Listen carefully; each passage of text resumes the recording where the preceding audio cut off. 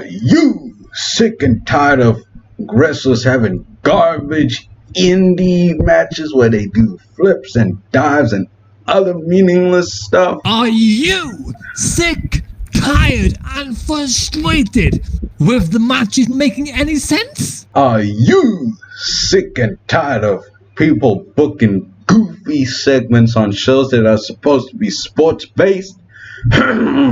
Tony Khan, I'm talking to you, buddy. Are you sick and tired of the rules not making sense, including the fact the referee's not enforcing them properly? Are you tired of people reciting scripted, phony verbiage on WWE television? Well, if you're sick and tired of these things, if you like a good wrestling match, Do you like the wrestling shows or programs, depending on the way that you view them, having logic? Then you have come to the right place. This is Rasslin and Logic, where we review wrestling on a weekly basis. They don't need all these gimmicks in the... Where we have an abundance of rants, especially from me. Fuck off!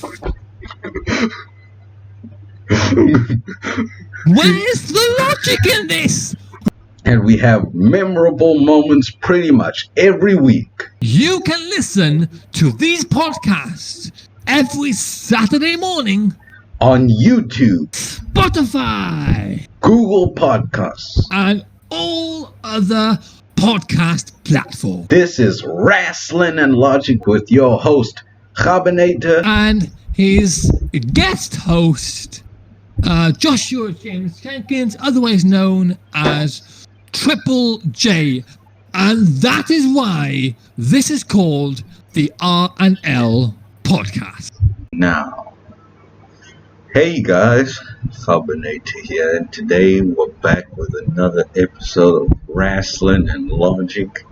And today we're back with the original co-host, Josh Jenkins, who unfortunately this will be his last episode with us for a while, until the next time we have a special episode with him.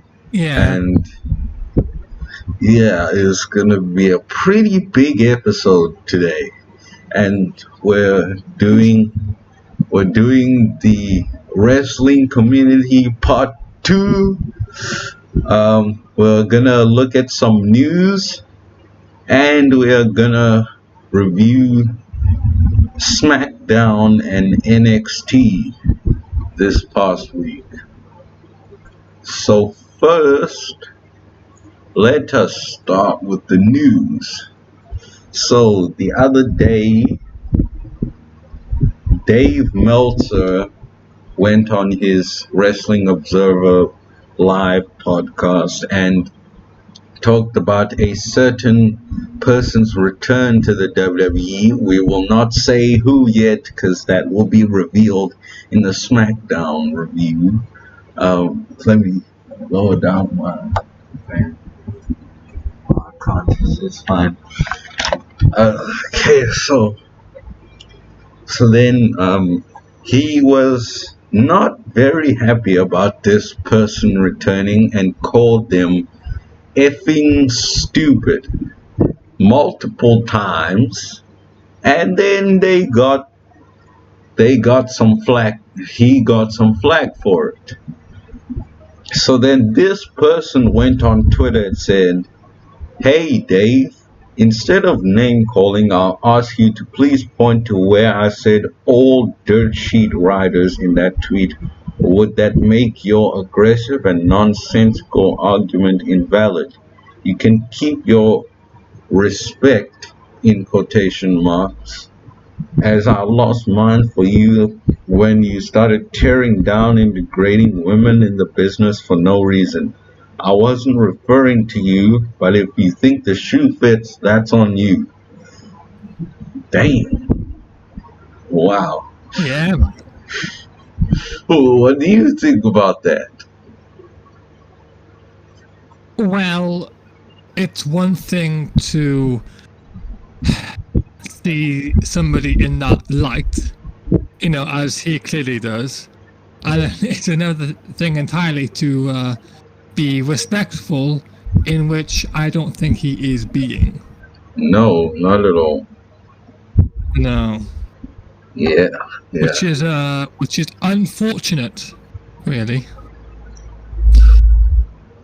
Yeah. But yeah, That's Meltzer for you, and we will talk about him and more people like him in this upcoming rant of ours at the end of the program. So, and just before you swiftly move on to your next point, Dave Meltzer's star rating scale, absolute trash. Absolute trash. he gives these people that don't even deserve it 7 stars. You get 5 stars, and you get 6 stars, and you get 7 stars. Meanwhile, you only give Roman Reigns versus Drew McIntyre only 4.5 stars. I don't understand how anybody could even go above 5 stars. Because it's not supposed to be the top. Yeah. Because 5 stars is what, 10 out of 10, or 100%. Yeah. So I don't understand how he can go above that. It's just perplexing. Yeah. And trash. Trash. Trash. Trash. Trash. Trash. Trash. Trash. That was a Bruce Blitz video. Man, I miss his videos. He was so fun. Anyway. Yeah. So now, Jimmy Uso, just a few days ago, I think yesterday or Wednesday or whenever, he got arrested for DUI, driving under the influence. And they say, let me find the article. They say he blew a .208 or something. I'm not sure what that means. Let me go see it.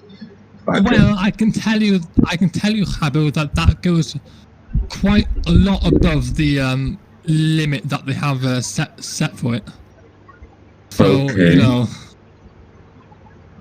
things don't look good for him, especially when I believe this is his 3rd or 4th time that he's done this now. And he just came back on TV. He literally came back about a 2 weeks ago? Like 2 weeks ago he came back, and now he's already off TV again. And then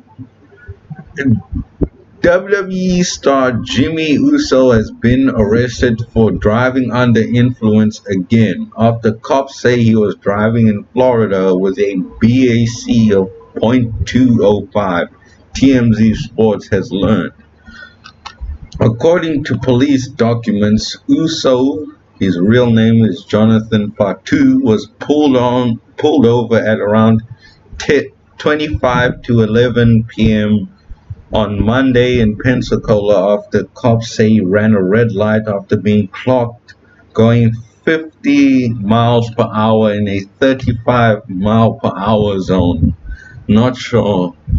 That's quite fast. I'm not sure how many kilometers per hour that is. I wonder if you could check that for me. Give me a few seconds here. Running Google as quickly as I can. So MPH to kilometer. Okay, so how many miles was it? It was 50, right? Yeah.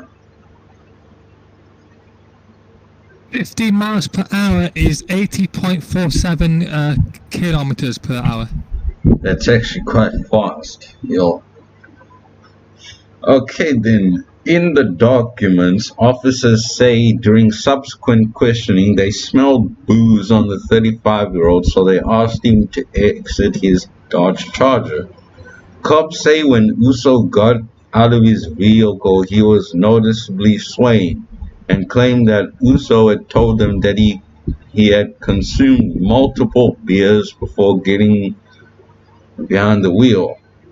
Officers say Uso went on to bomb field sobriety tests, so they arrested him. In the documents, cops claim Uso's BAC breath tests came back at .202 and .205, well above Florida's legal limit of .08. Wow. According to jail records, Uso was booked on a misdemeanor DUI charge and is currently still behind bars. Police documents show Uso was also hit with citations for speeding and running a red light. His bond is currently set at $500, jail records show. This is the second time in the last 2 years that Uso has been accused of drunk driving. He was booked for DUI in Pensacola back in July 2019.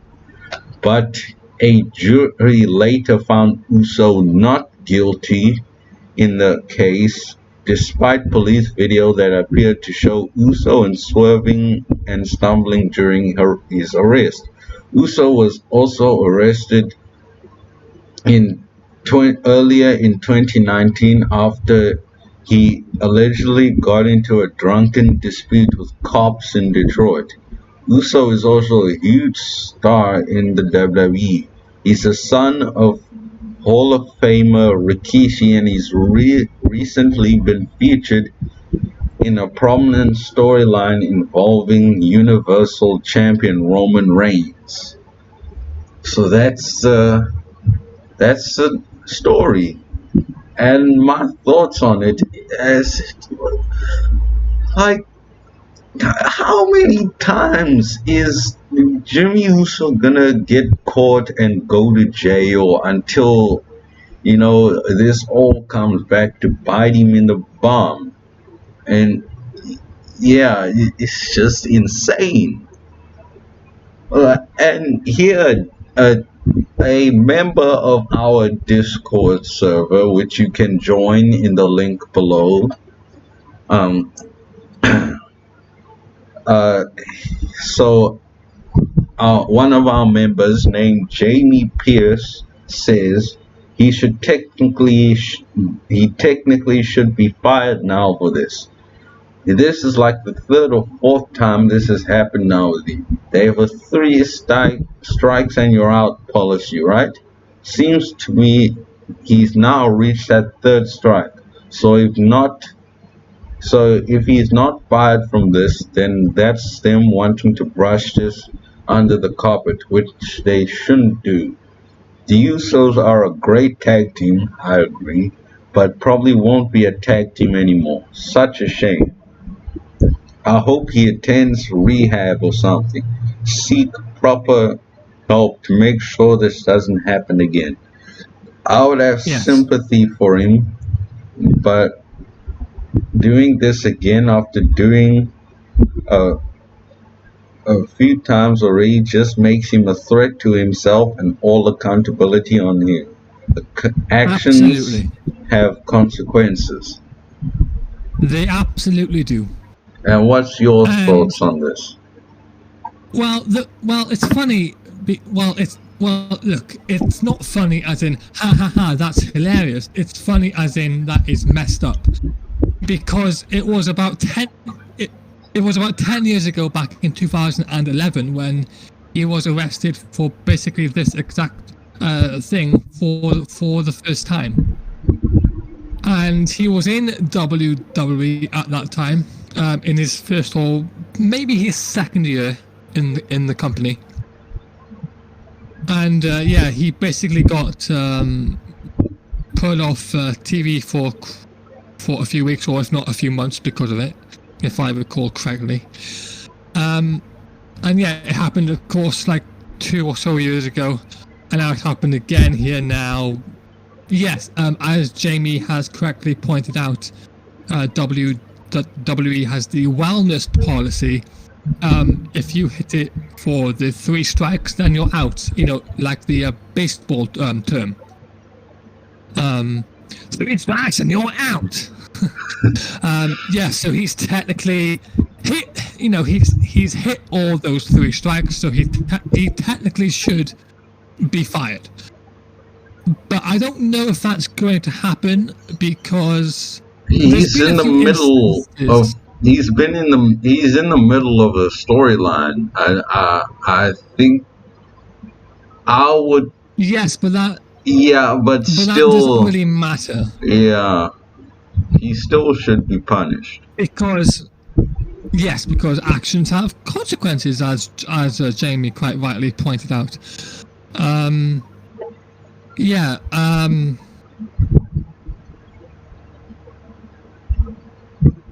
forgot what I was going to say.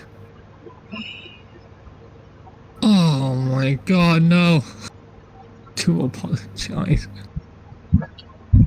I was saying to re-jog my memory here as quickly as I can. 2011.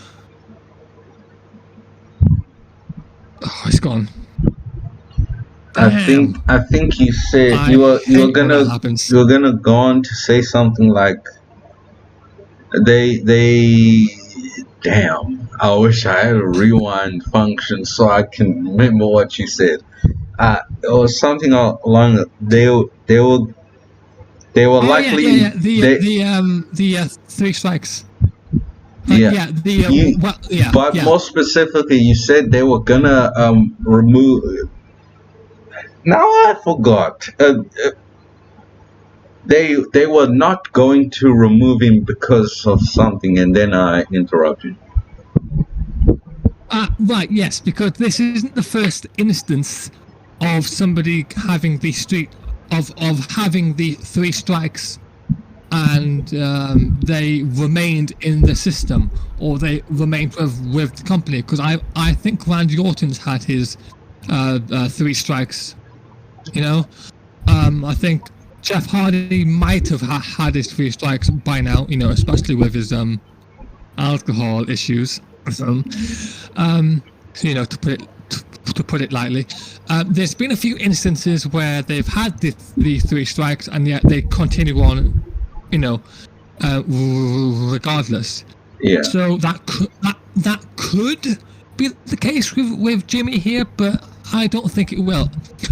I think Jimmy's going to be sent to the what do you call it? The rehab. Yeah, that.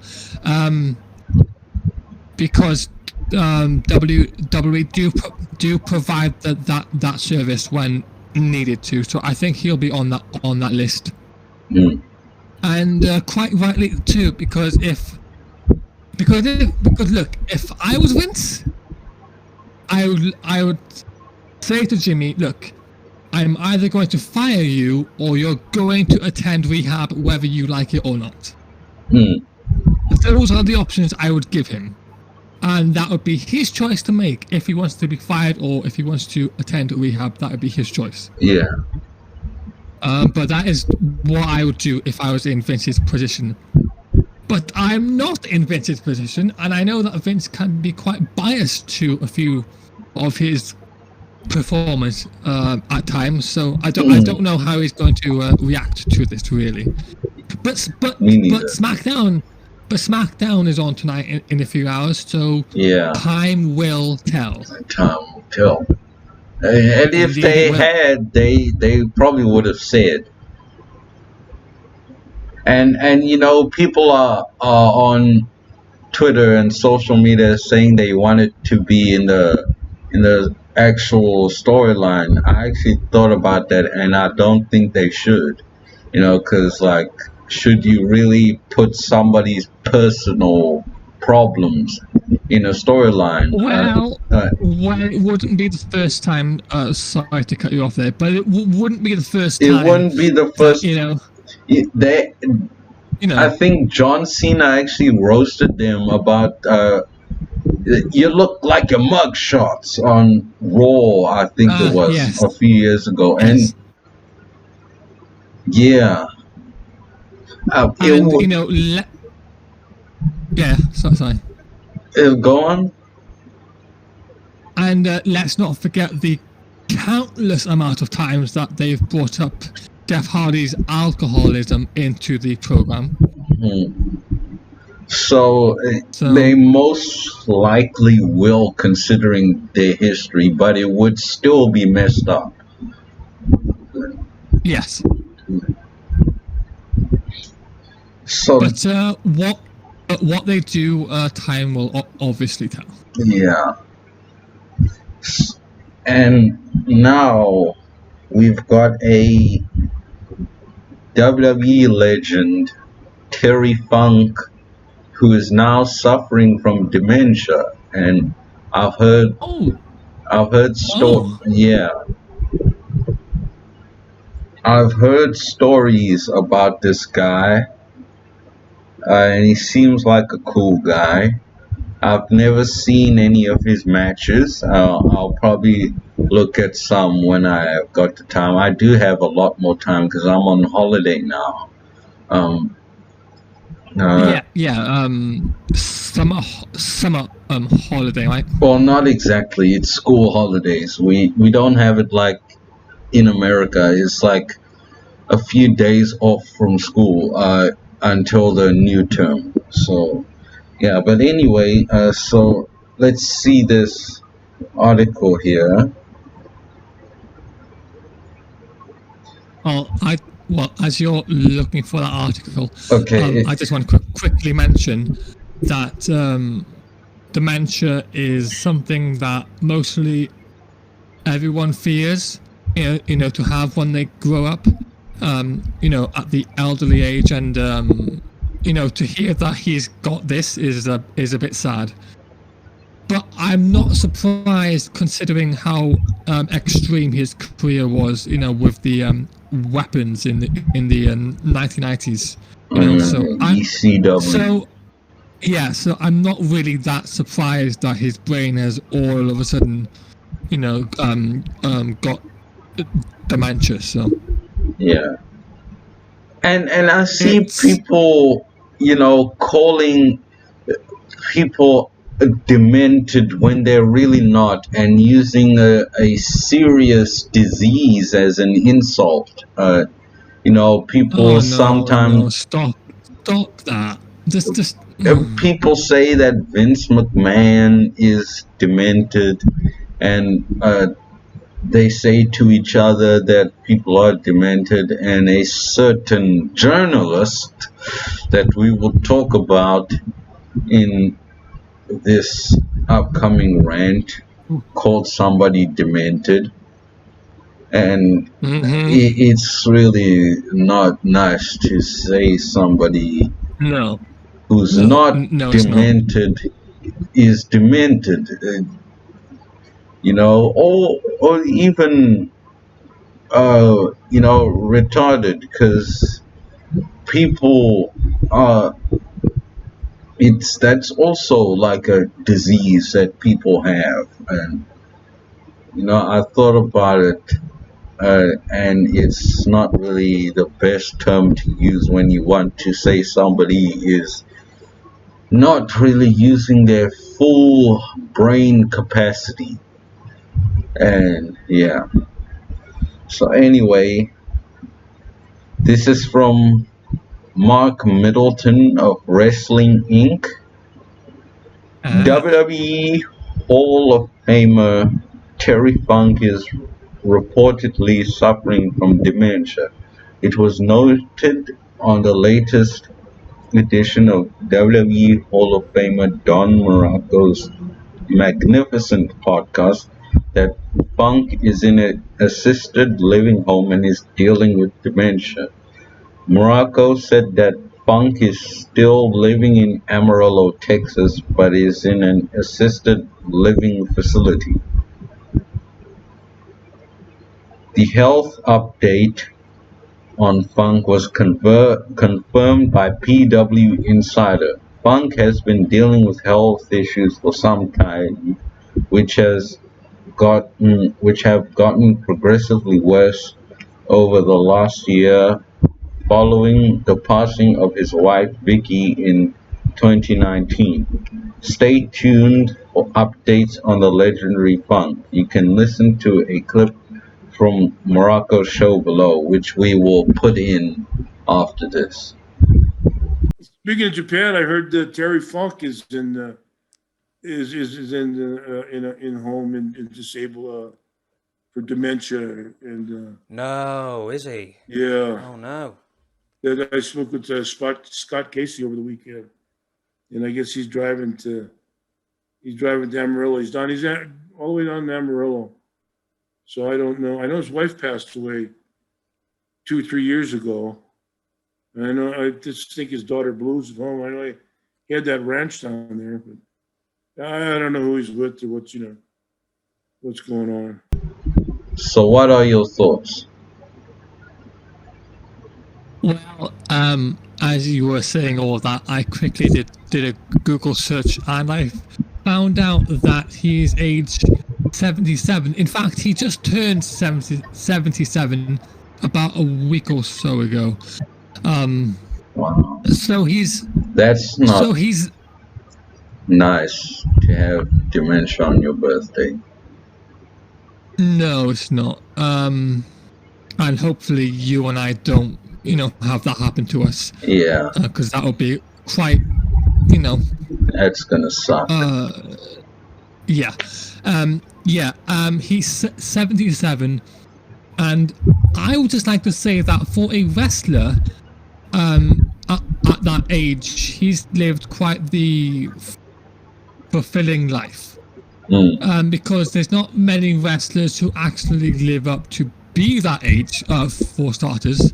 Because it's a very unfortunate circumstance that wrestlers usually die in their 50s or perhaps 60s. in their 40s sometimes. Yeah. So for him to live all the way up to 77 and hopefully longer, he's had quite a successful career, a quite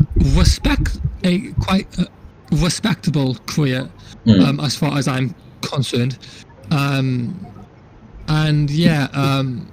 As tragic as this is, I would just like to really put it out there that that we should really look back at his career quite fondly for what it was. And I know, Kgabo, that you and I don't really seem to, let's just say, enjoy the extreme style of wrestling. The hardcore garbage deathmatch style. Right. But what I will say is that what he delivered per that style when he was performing in ECW back in the day, it was quite respectable in the way that he managed to perform it in not only a believable way, but in a way that would make me want to see more of it. Okay. Even though I don't particularly like the extreme way of wrestling, he and Mick Foley, for example, tended to at times do it in a respectable way. And that's that I what want to see. has inspired this generation of deathmatch wrestlers that aren't even half as good.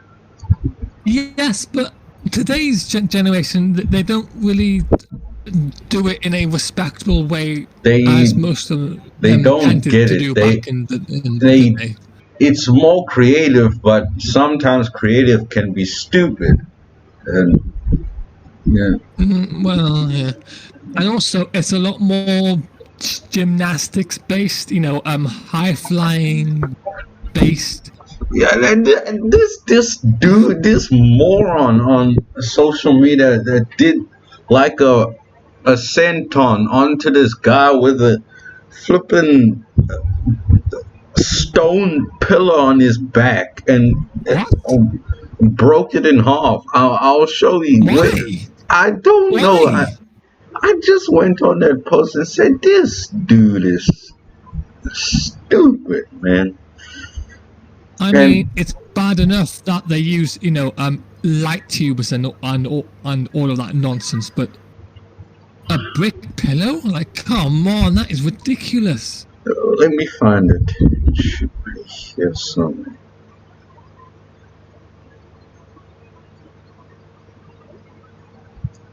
Wrestling has really lost its way. Here's really. it.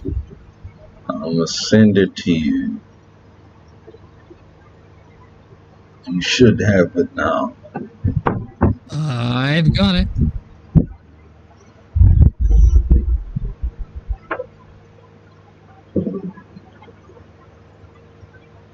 This is what.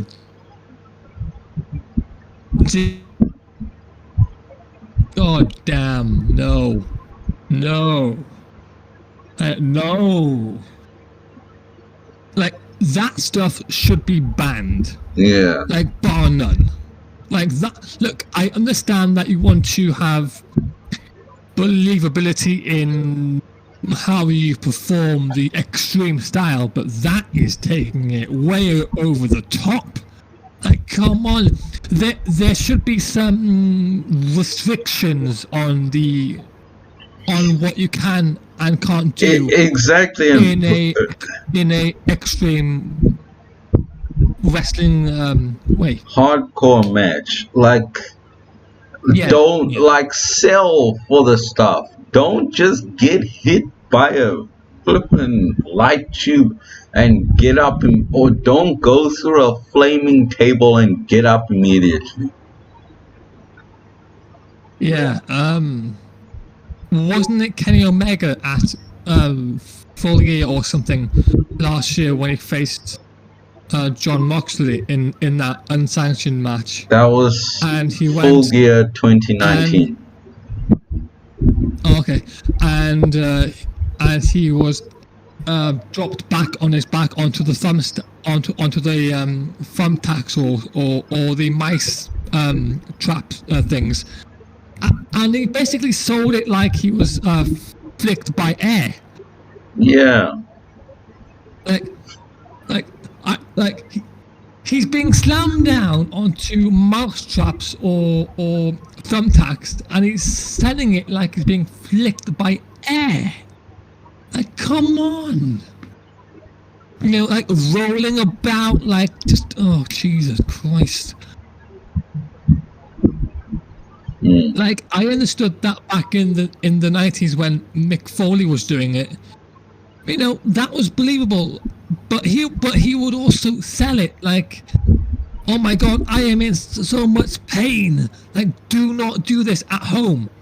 But now Kenny does it and like, oh, it's fine. You can do it in your backyard against your teddy bears if you really want to, kids. Like, no. Like, either take it seriously or don't do it at all. Yeah, exactly. That's a motto that every wrestler should be going. You take it seriously or you buzz off. Don't come and ruin the business any more than it's been ruined. Yes, and with that said, Terry Funk,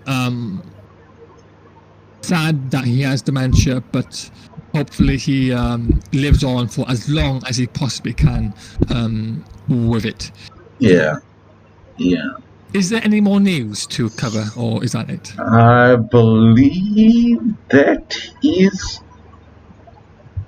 Hold on. Oh, wait.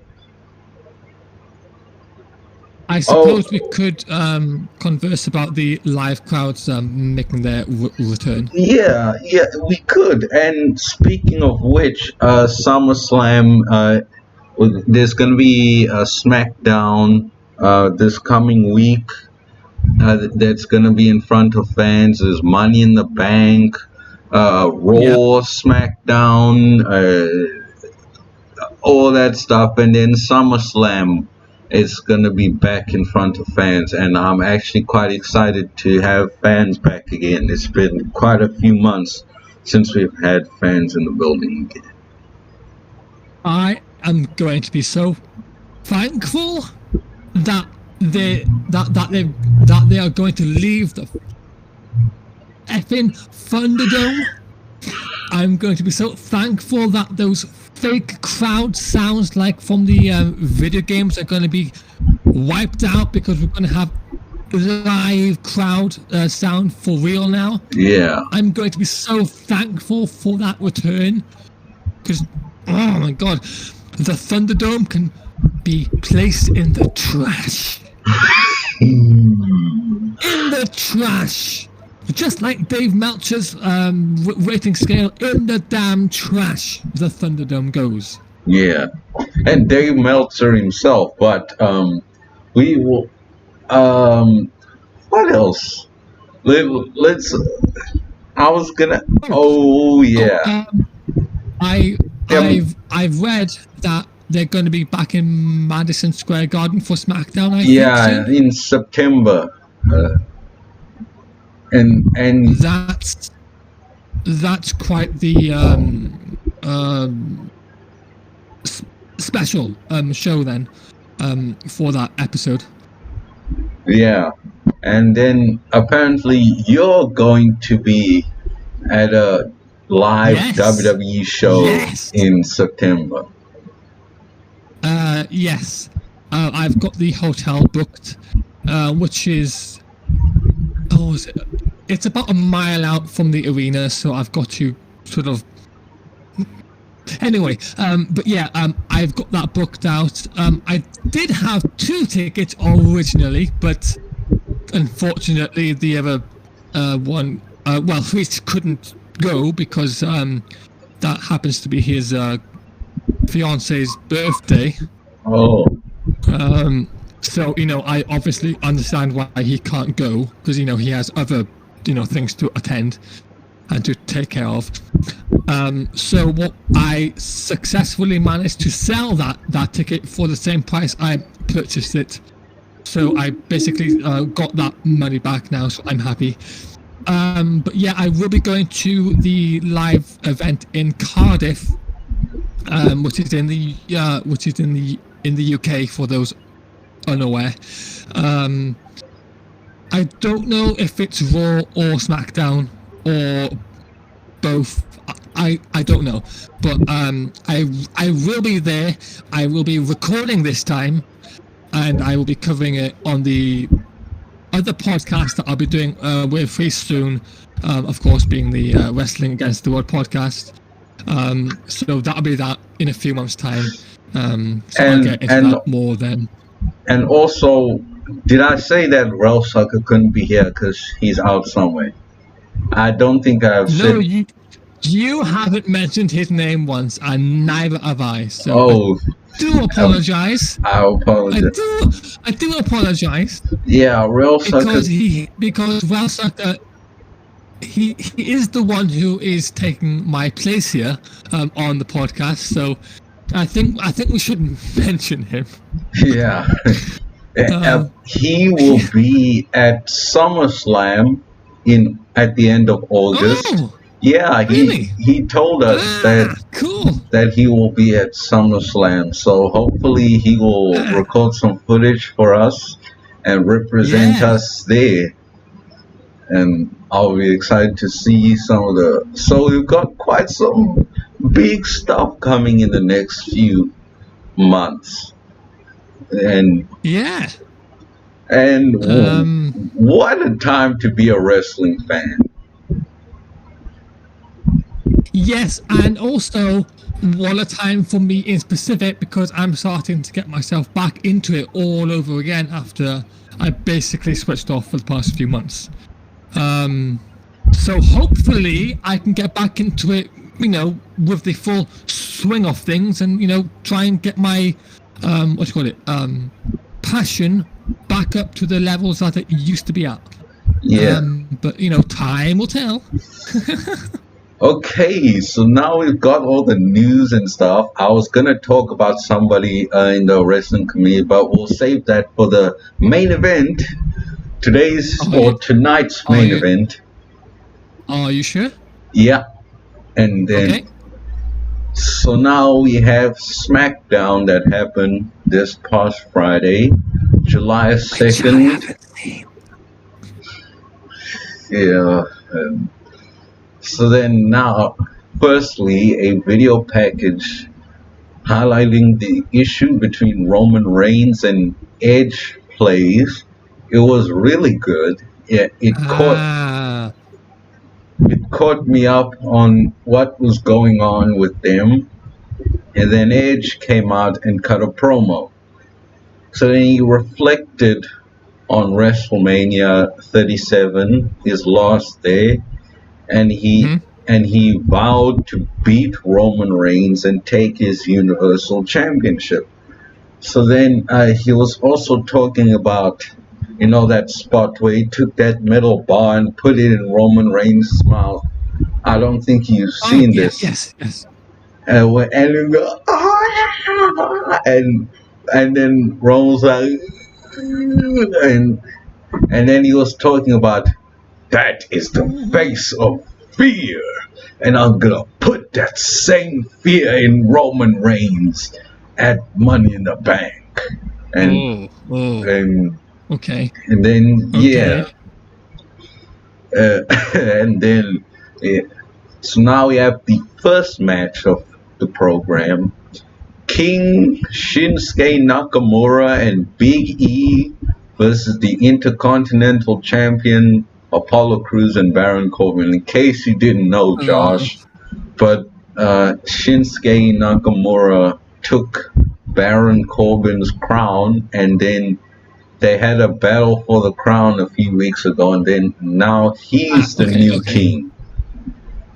So then, so Shinsuke Nakamura is now the official king of the ring.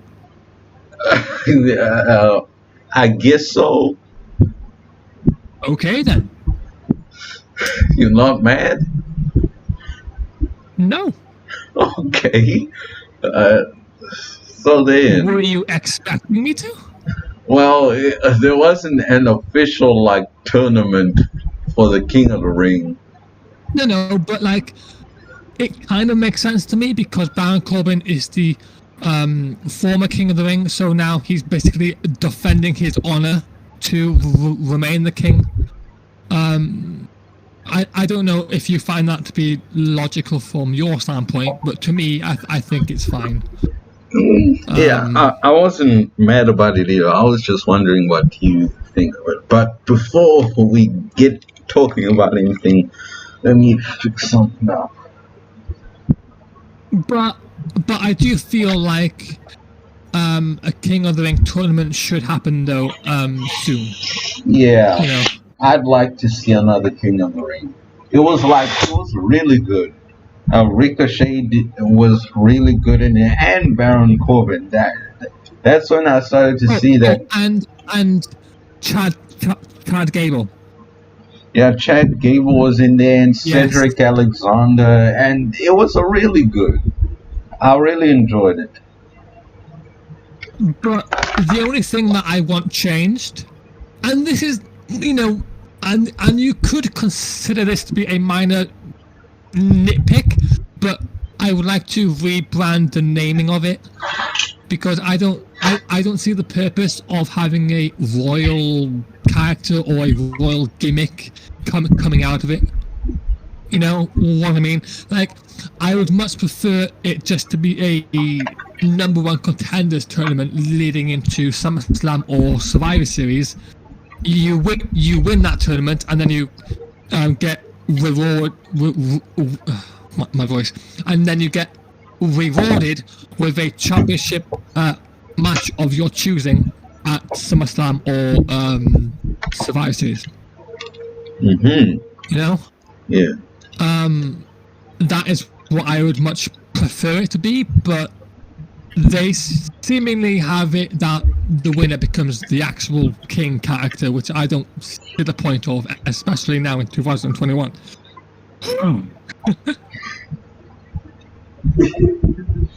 Yeah. So anyway, let me fix this. I mean, they could call it the Gold Rush Tournament or something, you know? Yeah. But anyway, as you were saying. Yeah. So then Rick Boogs, this Who? dude, Rick Boogs, there's this guy that introduces Shinsuke Nakamura to the ring, and he does like a rock and roll entrance, like, and it's like, Was he from NXT? I think he may have been. Okay. Yeah, Rick Boogs, okay. it's like kind of like goofy and stuff like that. Oh. And yeah, Well, thanks, Kgabo. he gave him a rock and roll introduction as he came out. Then his partner Big E came out, and then they went to the break. So now that Baron Corbin has had his crown taken away from him, he's become a sad, depressed Corbin, which the IWC calls down bad Corbin. I'm not exactly sure what down bad means. It has a few different meanings, but in this case, I guess it means depressed. And then, so down bad Corbin came out, followed by his partner, the current reigning and defending Intercontinental Champion Apollo Crews with Commander Aziz, or formerly known as Dabba-Kato from Raw Underground. Yeah. So then the bell rang and the match started. I actually took quite a bit of notes for this. Okay. I didn't take many notes for NXT, which was a shame. And so then Nakamura and Crews lock up. Crews shoots Nakamura off, gave him an Irish whip into the corner, and then they ran into each other. The Intercontinental Champion gets the new king into a headlock. Nakamura shoots him off and ran him over. Nakamura gave Apollo a kick to the head, then shot him off into the corner. Runs into him, puts him on the top rope, stomach facing the floor, and gives him a knee. Apollo falls down, and then Nakamura chokes him with his foot, and Big E tags in. They both choke Apollo while Rick Boogs does a guitar riff outside, like, and that was unnecessary. And then Big E gets Apollo Crews in the abdominal stretch submission hold, shoots him off and gives him an elbow for a 2 count. Corbin gets tagged in and Big E knocks him off the apron. He clotheslines Big E and shoots him off outside the arena into the Thunderdome, and they go to the break. We come back from the break and Corbin is beating on Big E and has him in what looks to be the armbar submission hold. Big E tries to retaliate, but he hits the rope, but Corbin gives him a back elbow for a 2 count. Apollo is tagged back in, gives Big E an axe handle, punches him, shoots him off, and gives him a dropkick. The Intercontinental Champion has Big E in a headlock. Big E gets up and launches Apollo over the top rope, and the former King Baron Corbin tags in. He shoots Big E into the corner and knocks Nakamura off the apron. He slams Big E, tries to pin him, but Nakamura comes to his aid. Apollo hits a release German suplex on Nakamura. They start fighting on the outside while Big E and Corbin are in the ring selling. Corbin gets up and starts beating on Big E. Rick Boogs announces that there's someone's car with the number plate ringing King-CRBN is being towed. And it happens to be Baron Corbin's Mercedes-Benz G-Class SUV. BE takes advantage of the distraction and hits the big ending for the win. Ryan Whiteley, shout out to him again, said that this counted as Apollo Crews taking loss, but it didn't really, not to me, it didn't feel like him taking loss because he wasn't the one who got pinned. It was Corbin who got pinned. But I also didn't like the whole distraction thing, and Rick Boogs is just goofy. Biggie and King Nakamura the winners of this match. So I gave Rasslin a 5 and Logic a 2. What do you think about that? Okay, my main question, the tag rope. I didn't really look up out for that. Come on, Kgabo. I'm very disappointed, man. Come on. I'll look next time. All right, fair enough. Yeah.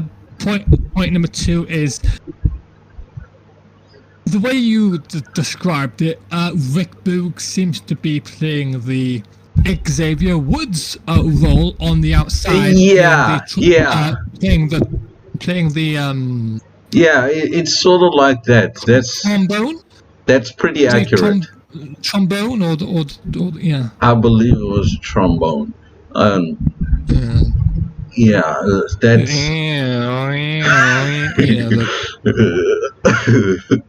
You look like Why is that funny? You look like you're milking a cow, or heaven forbid. You know. No, don't you go there. Don't you go there. This is not the podcast for that topic of discussion, thank you. Yeah. Although, you can put that in the trash. So that's now 3 things in the trash in this episode. Yeah. And also, just to quickly say this, I do see it as a loss for Apollo Crews. Now, yes, he wasn't the one who specifically got pinned. I understand that, but he's on the losing side and he's on the losing team. So even though he technically is in the clear because he didn't, really get pinned or submitted for that matter, he was still on the losing side, so that still technically counts as a loss towards him. So, which I obviously take issue with because champion shouldn't lose under any circumstances. Unless the title is being defended. Yes, or unless it's a unification match. Yeah. Which is basically a title defense anyway. So, yeah. Yeah. Because I can't really think of any other reasons that I would allow for a champion to lose when not defending the actual championship that they're the holder of. So. Yeah, I wish I could. If only. I wish I could say, speaking of trash, but I didn't not like this. I actually like this. Well, I thought it was So Bayley comes out and brags about beating Bianca, Belair, and Cesaro last week, and was just, talking trash about Bianca, like tearing her down, just slandering, whatever you want to say, like a heel, because that's what heels do. They talk bad about people and they do all these evil things. AEW needs to learn that. Yeah.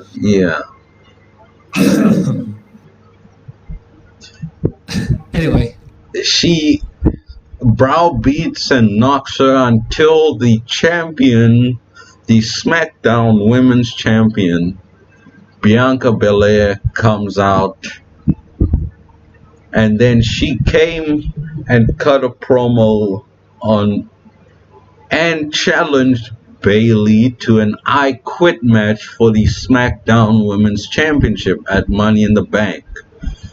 And Bayley says she is willing to quit wrestling completely if she says I quit. And compared to what comes later from the women's division, this was probably the best women's segment on the show.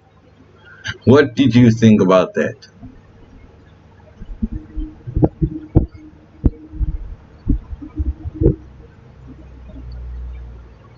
The order of the feud and the matches that they are happening doesn't really correlate to the order that it should be if you're following a straightforward timeline. Yeah. And that to me is an issue.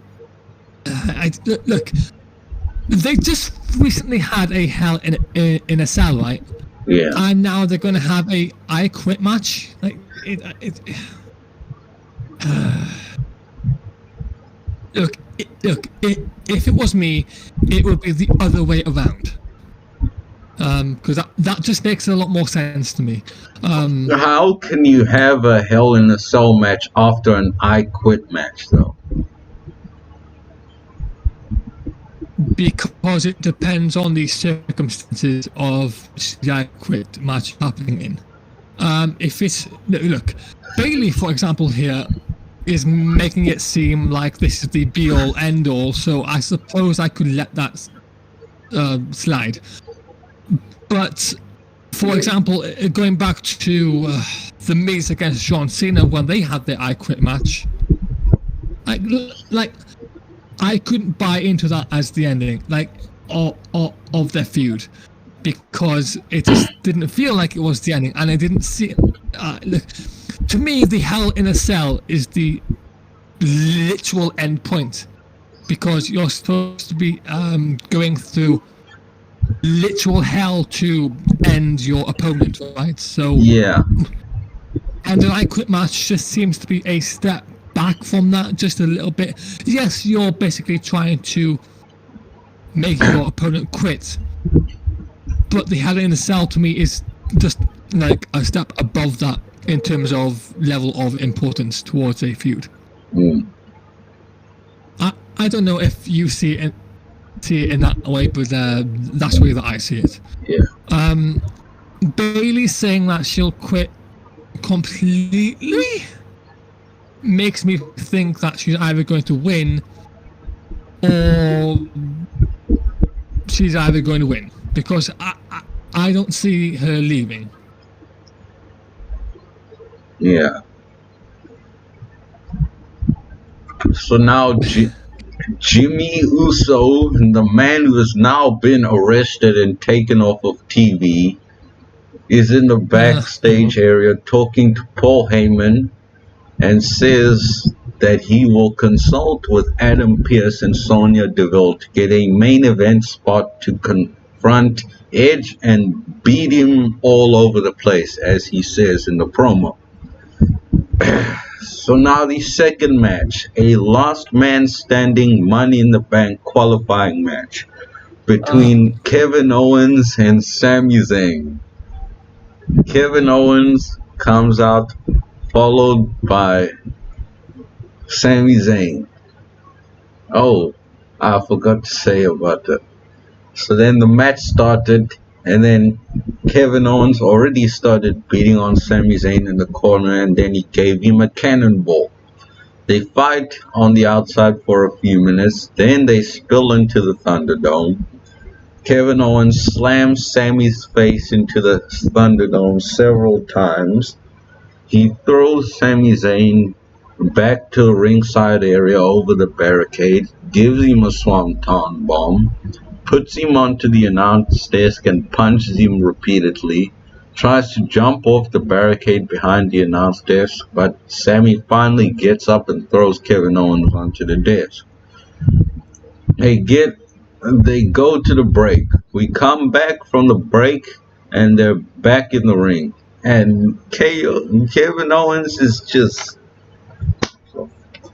all over Sami Zayn, just beating the crap out of him. And then Kevin Owens takes out 2 tables. He tries to suplex Sami onto the tables on the corner of the ring, but Sami Zayn escapes. Sami Zayn does a dive onto Kevin Owens. They get back in the ring and Sami is raining punches on Kevin Owens. They fight each other, and looking at now, it doesn't look too bad. Sami Zayn suplexes Kevin Owens into the corner. Kevin Owens gives Sami Zayn a brainbuster off the top rope, I believe. They get up and Kevin Owens gives Sami Zayn 2 super kicks. He puts him on the top turnbuckle and chops him, gets on the middle turnbuckle and tries to powerbomb him, but Sami gets out underneath him and shoves him off through the 2 tables. Was that the finish? No. Instead, it was a break spot. We come back from the break and Sami Zayn has set up a table. They fight on the outside and Sami Zayn gives Kevin Owens a dragon suplex in the corner. On the apron, I mean. It gives Kevin Owens a hell of a kick in the corner. That's actually what it's called, a hell of a kick. And it gives him another one. And then he yells to Kevin Owens, "This is karma for everything you've ever done." And then gives him a third hell of a kick. Sami Zayn tries to do a dive from the outside through the middle and bottom rope onto Kevin Owens, but the fellow Quebecer super kicks him. They get back inside the ring, and then Kevin Owens gives him a pop-up powerbomb, a stunner, then a powerbomb through the announce desk, another one through the table that Sami Zayn set up, and then yet another one on the apron for the win. If they had Sami Zayn gotten up after 3 power bombs, I would have been mad. I would have given this 0. I would have shut the whole thing off. So wrestling, Yeah. I gave a 7 and Logic a 2. Is that the end of this feud now, or what? I don't know. How many matches do they need to have? Jesus Christ! So what do you? Why didn't this end at WrestleMania? I don't understand why this had to continue. I don't understand why this even had to continue on for past WrestleMania. Like, WrestleMania is supposed to be the pay-per-view, right? The biggest pay-per-view of the year, where you culminate any feud that you've been in prior to that pay-per-view. You basically end your feud, and then on the week after, you basically start a new feud with somebody else. Yeah. But no, they decide, we have nothing else for them to do, so we'll just carry on going. Yeah. But yeah, it's funny though, because it's a last man standing match to qualify for a Money in the Bank match. It's basically like a gimmick for a gimmick. A hat on a hat. Yeah. But obviously they had to raise the stakes, because they only had like a singles match here and a Extreme Rules match here and a Force Count Anywhere match here and whatever else match that they've had. So obviously they couldn't just have a Never Normals match. No, they had to give it a big gimmick match, like a last man standing. This is hopefully the last man standing of this feud. And the last man standing that Kevin Owens had, I hated. It was the worst match of the Royal Rumble this year. Oh, the cuffs. Yeah, and then he gets And thrown. the referee. He gets pushed off the height of the Thunderdome through a table, and he gets up. Gets run over with a golf cart and gets up. It gets thrown off a forklift and gets up. Like, sell the damn thing.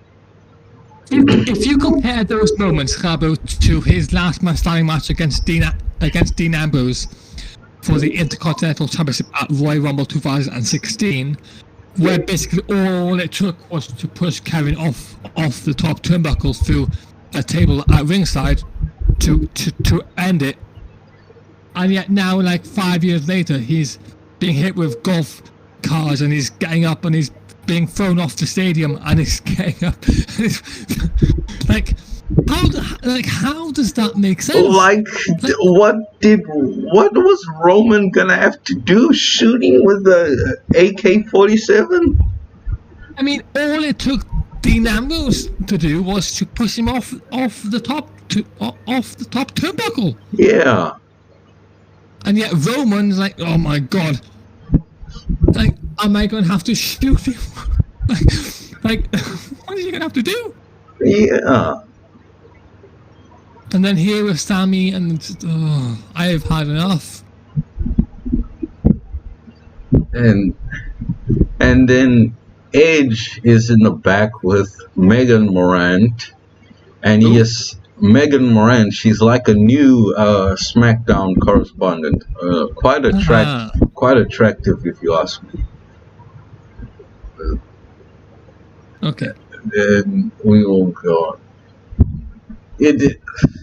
And speaking of attractive but not really entertaining, it is announced that Sonya Deville will announce the next entrant in the women's Money in the Bank ladder match a week from Sunday. Oh. And then Baron Corbin is walking through the building while Rick Boogs is making King jokes to make fun of him. And I didn't need to see this, and I just skipped over it. Then Sonya Deville announced the person that we were talking about in the beginning of the podcast. Mm-hmm. She is fierce and driven, and her name is Zelina Vega.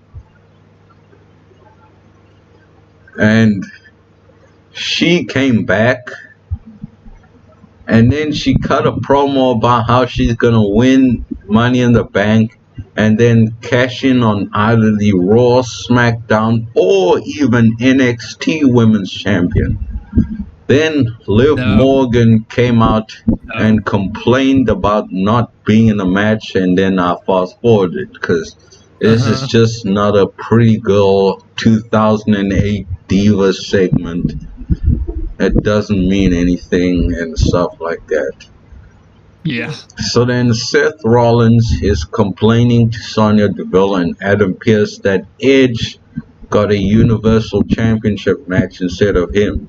And now he will have to beat Cesaro next week in a Money in the Bank qualifying match. So what do you think about that?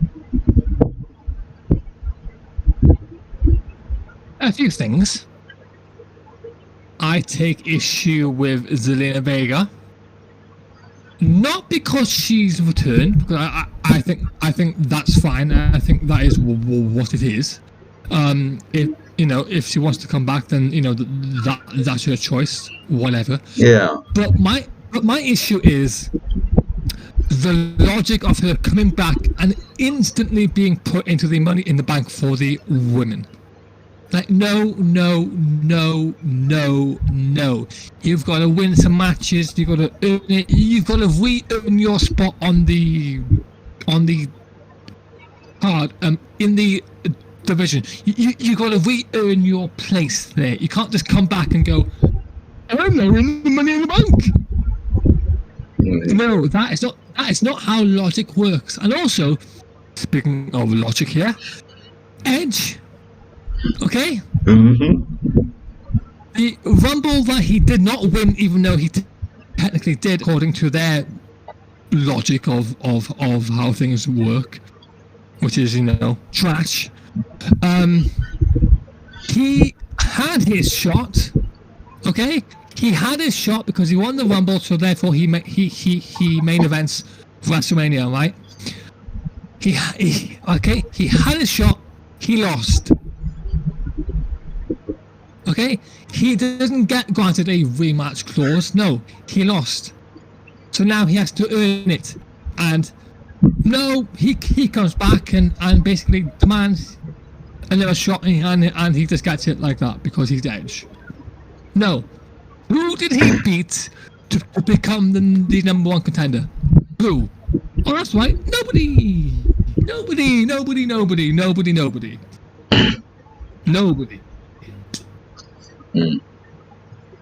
Like, how does that make... Look, I understand that he's a legend. I understand that he's basically already seen as a championship material guy. He can just get it like that. Sure. But no. Because when it comes to actual wrestling logic, who did he beat to earn his championship placement? Nobody. So yeah, I'm happy that Edge is having his one-on-one against Roman, because that is what it should have been all along. Fucking Daniel Bryan, my ass. Right? Oh damn it. Anyway, it's fine. Well, you barely heard that cuss word. That slipped out there. It's fine.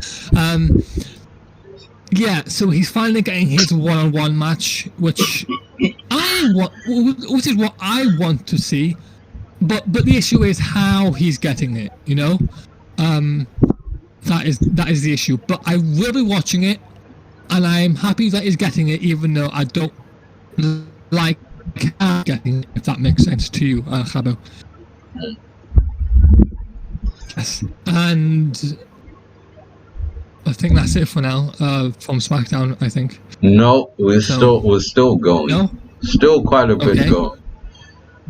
Oh, okay. So now the fourth match on the show, on the program, preferably, Otis versus Angelo Dawkins. Otis came out, and then they rolled a video of the ongoing issue between the Street Profits and Alpha Academy.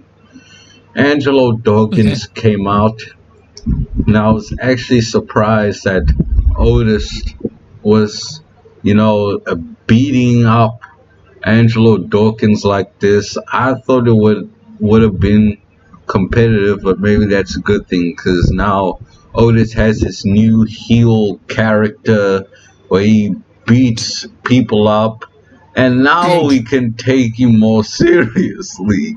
Like, I recently listened back to our Survivor Series review, and you were talking about how you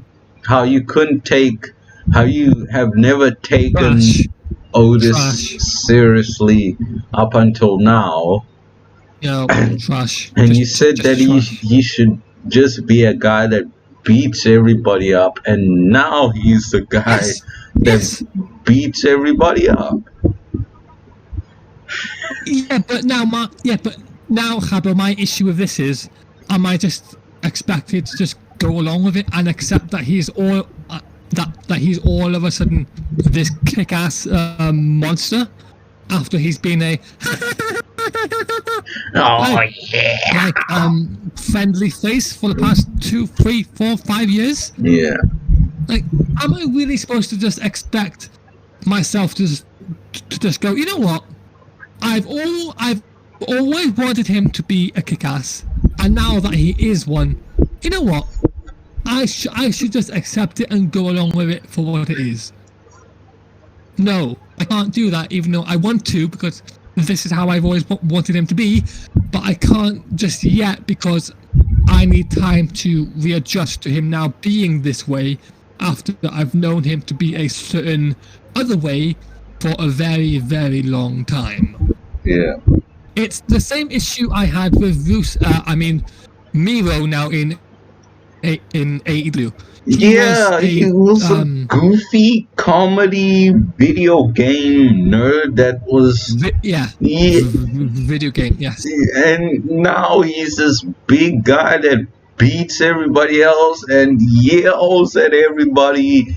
And now, had they done this from the start, he would have been like world championship material. But then Tony Khan's backwards booking got him where he was. Because I mentioned in my solo review of Double or Nothing, I think it was. When I was at because I mentioned that I can't take Rusev seriously, even though I want to be, and even though I should, because he was basically a comedic arcade character for many, many months, and then now he's a kick-ass character, and I'm just supposed to believe in him as being that.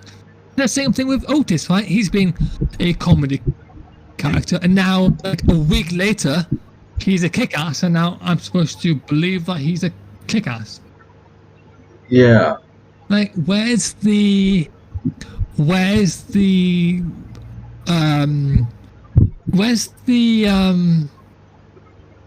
string and the needle to, like, tie it all together? Like, where is it? It just doesn't make sense to me at this time. But on a positive note, Otis is now a heel, which I'm in favour of, so thank goodness for that. Better late than never. Yeah, better late than ever. So time will tell on how I'll adjust to him, in his new character now. So we'll see. Okay, so then I gave this Rasslin a 5 and Logic a 5. So then, okay. 2 Money in the Bank qualifying matches have been made official next week. Cesaro versus Seth Rollins for the 3rd time now, and King Nakamura versus Baron Corbin. Okay. So now we have the... Okay. Cesaro has to win because he just has to, because otherwise this entire feud has been pointless. Because Cesaro has to win this feud, otherwise why bother building him up for? If you're just gonna drop him back down again. Like, no, now's the time to use Cesaro. So you either use him, or basically his entire feud with Seth Rollins has been all for nothing, which will be very disappointing. So Cesaro has to win, and he has to be in Money in the Bank, not Seth Rollins. And also, how many times has Nakamura faced Corbin over the past few weeks? Maybe 3 or 4 times now. And now they're wrestling again, even though they've just wrestled for the crown, and now Look, Nakamura has to win again, just to cement his status as being the new king. Otherwise, if Corbin just wins here, the crown switching would mean nothing really, because it just So Nakamura has to win in order for this to make some semblance of sense. Yeah. And also, it will make more sense for Nakamura to win to further push Corbin down his downward spiral that he's apparently heading down now with his new character direction. So it will make more sense for him to lose for that reason as well. So. So now we have our main event of SmackDown. Jimmy Uso's confrontation with Edge. Jimmy Uso comes out. Which is possibly Jimmy Uso's last confrontation in the ring ever. Jimmy Uso comes out, followed by Edge after being called out. Edge comes out and chastises Jimmy for being another one of Roman's bees, female dogs, if you will. Yeah. And Jesus. and he was saying, what happened to nobody's bee itch? How about you say it as in beesh? Yeah. Like you beesh. Yeah. You know? Yeah. So, yeah. Anyway. Yeah. And then they get physical. They were fighting each other, throwing each other around, slamming each other. They might as well have had a match. And that was SmackDown. This show wasn't too bad. I could have done without a few things.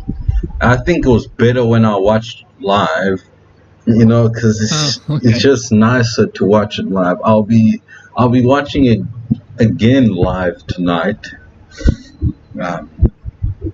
Really late at night.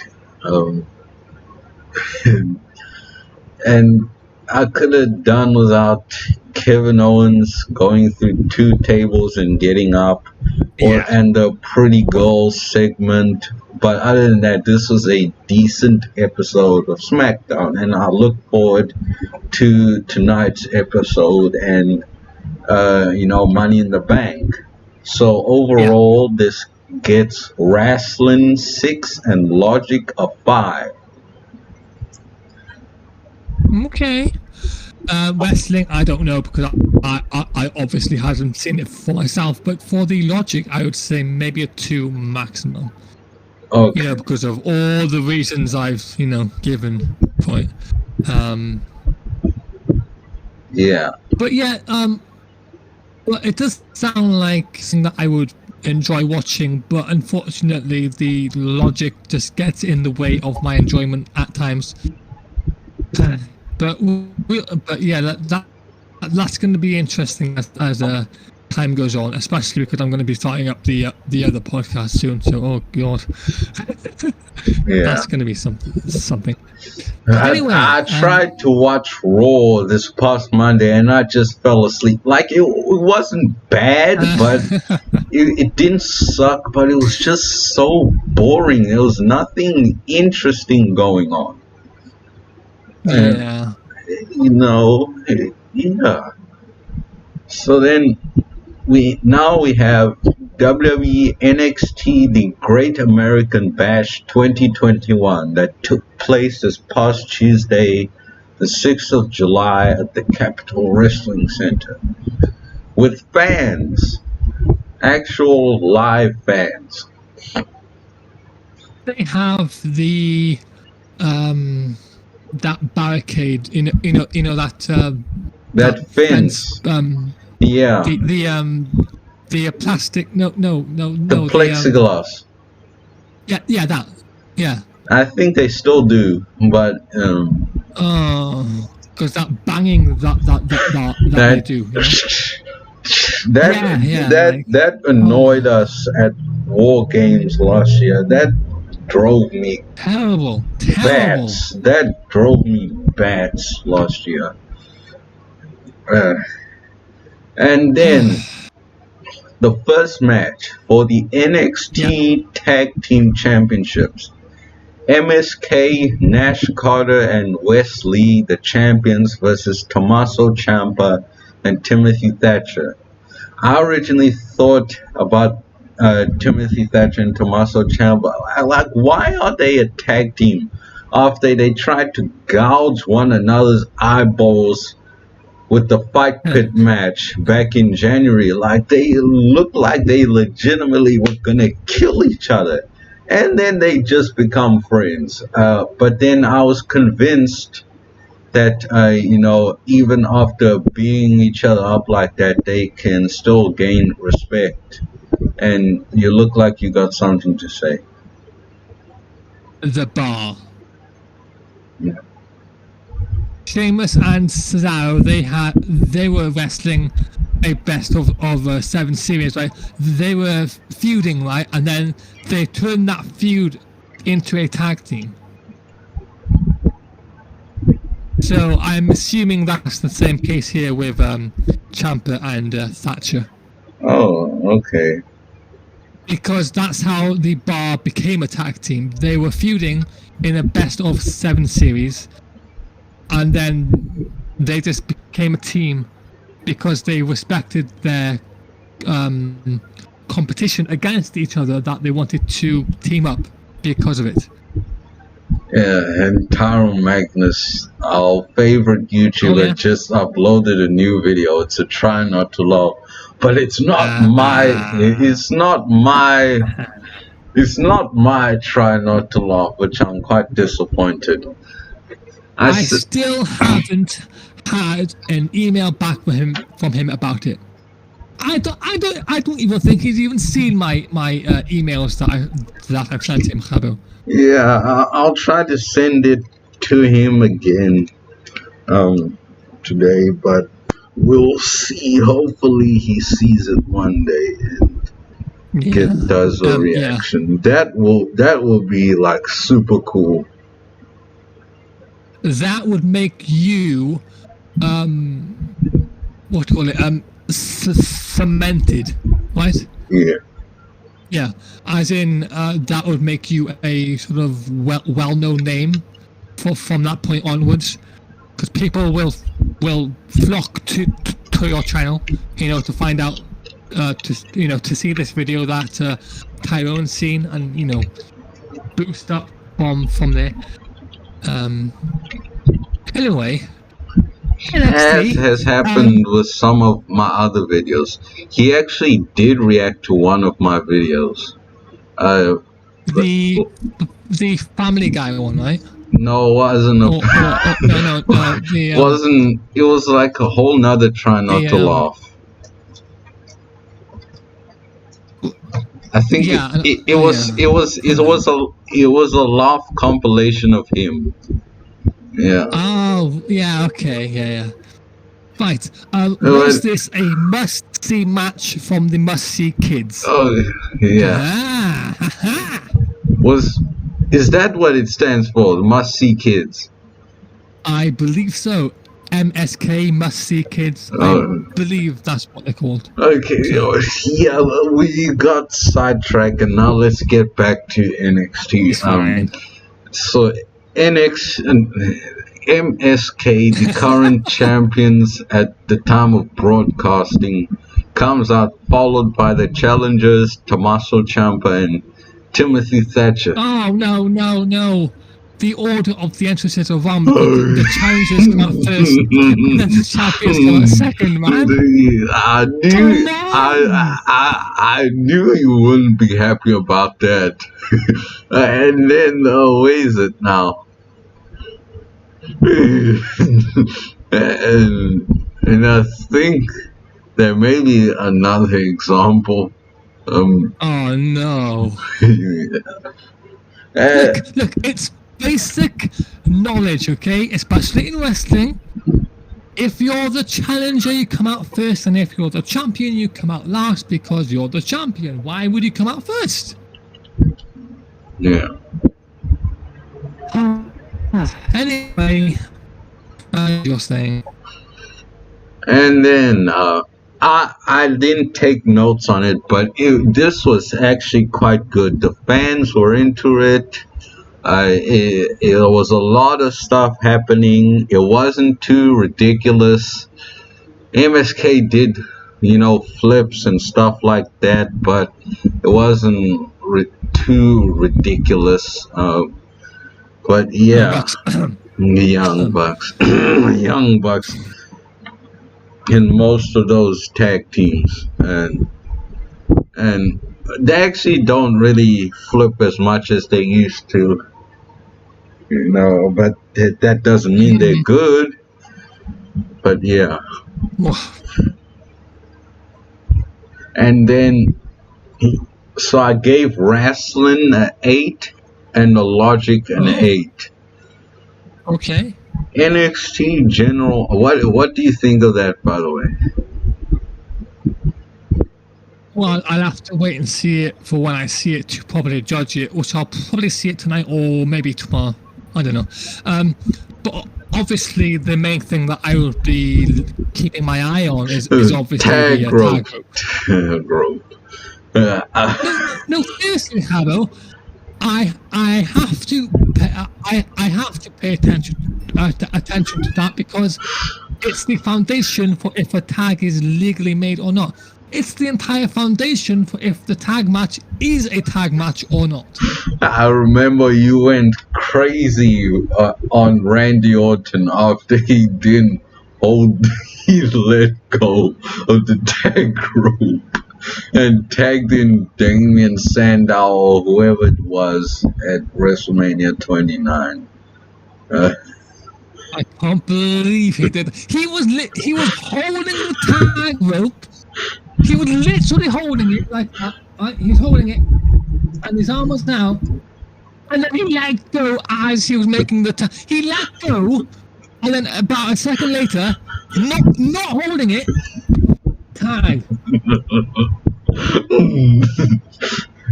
On purpose, just to piss me off, he did.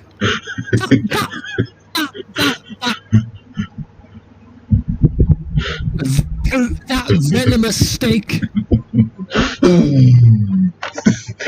That vermin. How about that? I'm really trying not to explode here. I literally have finished counseling today. Okay, so I'm trying not to, try and get back on that all over again. I've literally gone through that already. I'm good. Oh. I swear down, Randy Orton did that on purpose just to piss me off. I can't. He was literally holding it and he let go.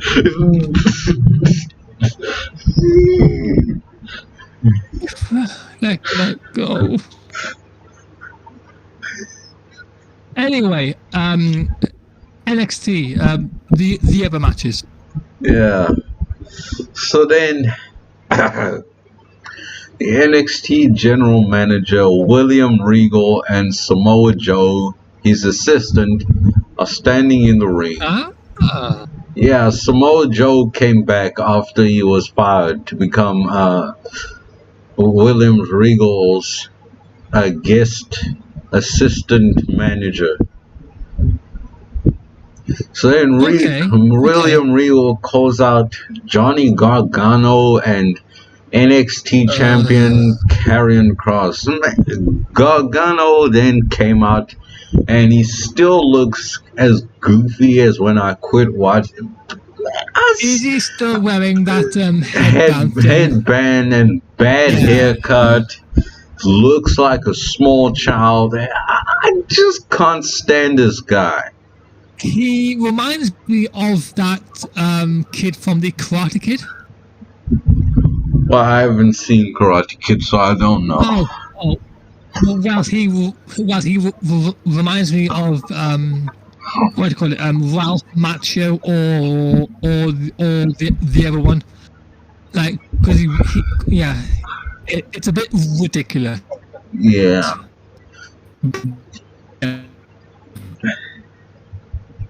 So, Gargano in the ring with Kross.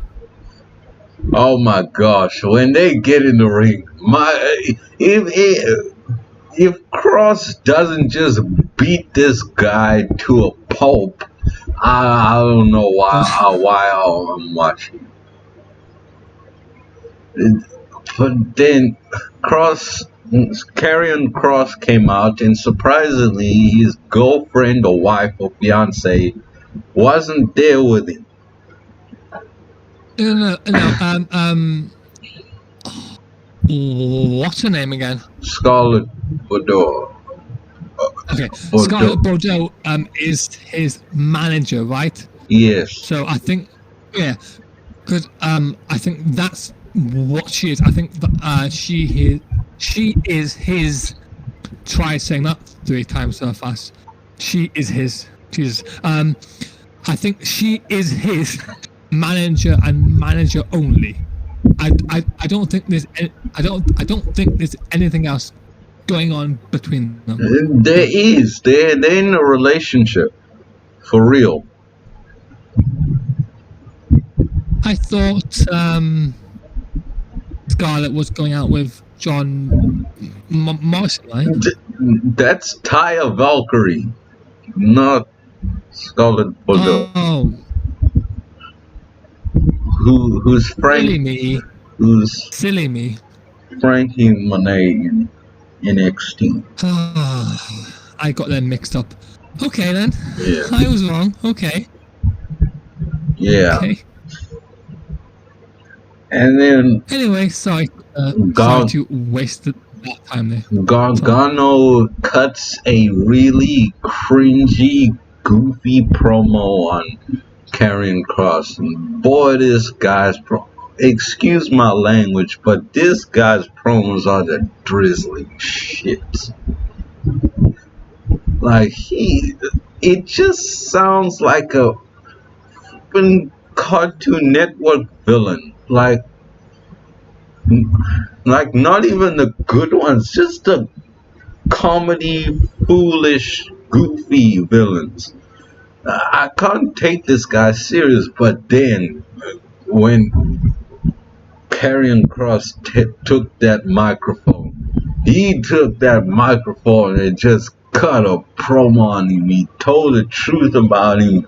I mean, you're a small, worthless kid who couldn't hang with me, and I will beat you like a drum next week. Imagine having a TV special and not defending your world championship on day. But he was just destroying him and telling the truth about him, and I enjoyed every second of it. So what do you think about that segment? I think it's fine from the way it sounds, from the way you're describing it. If this doesn't end in a complete squash for Kross to win and absolutely obliterate Gargano, then all this would be a complete failure. Yeah. Because Gargano having any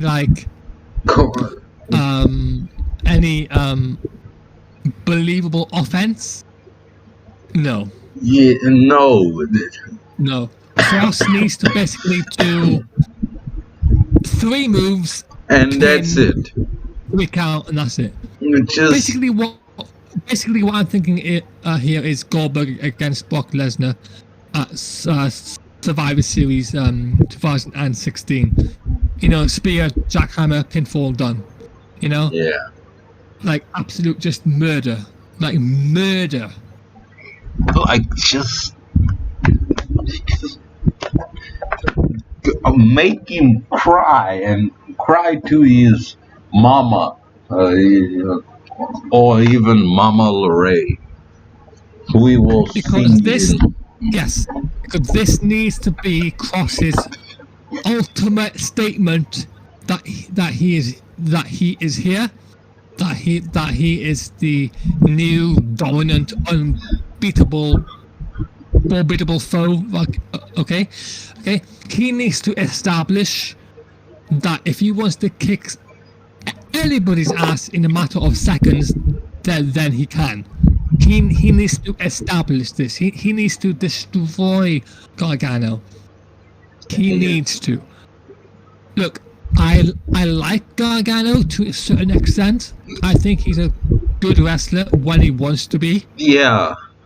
Okay, but this is a match that needs to specifically be a squash in order to make this a success for the storyline and also the character that Kross is supposed to be. Yeah.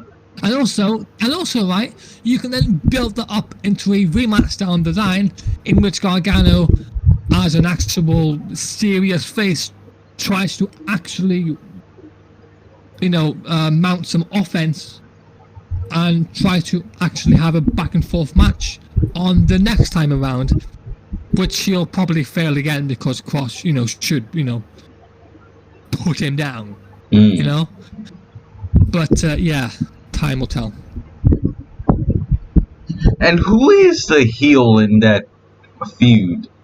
Like, people are cheering Cross, but then they're cheering Gargano, and I just don't get it. I would assume Gargano is the what do you call it?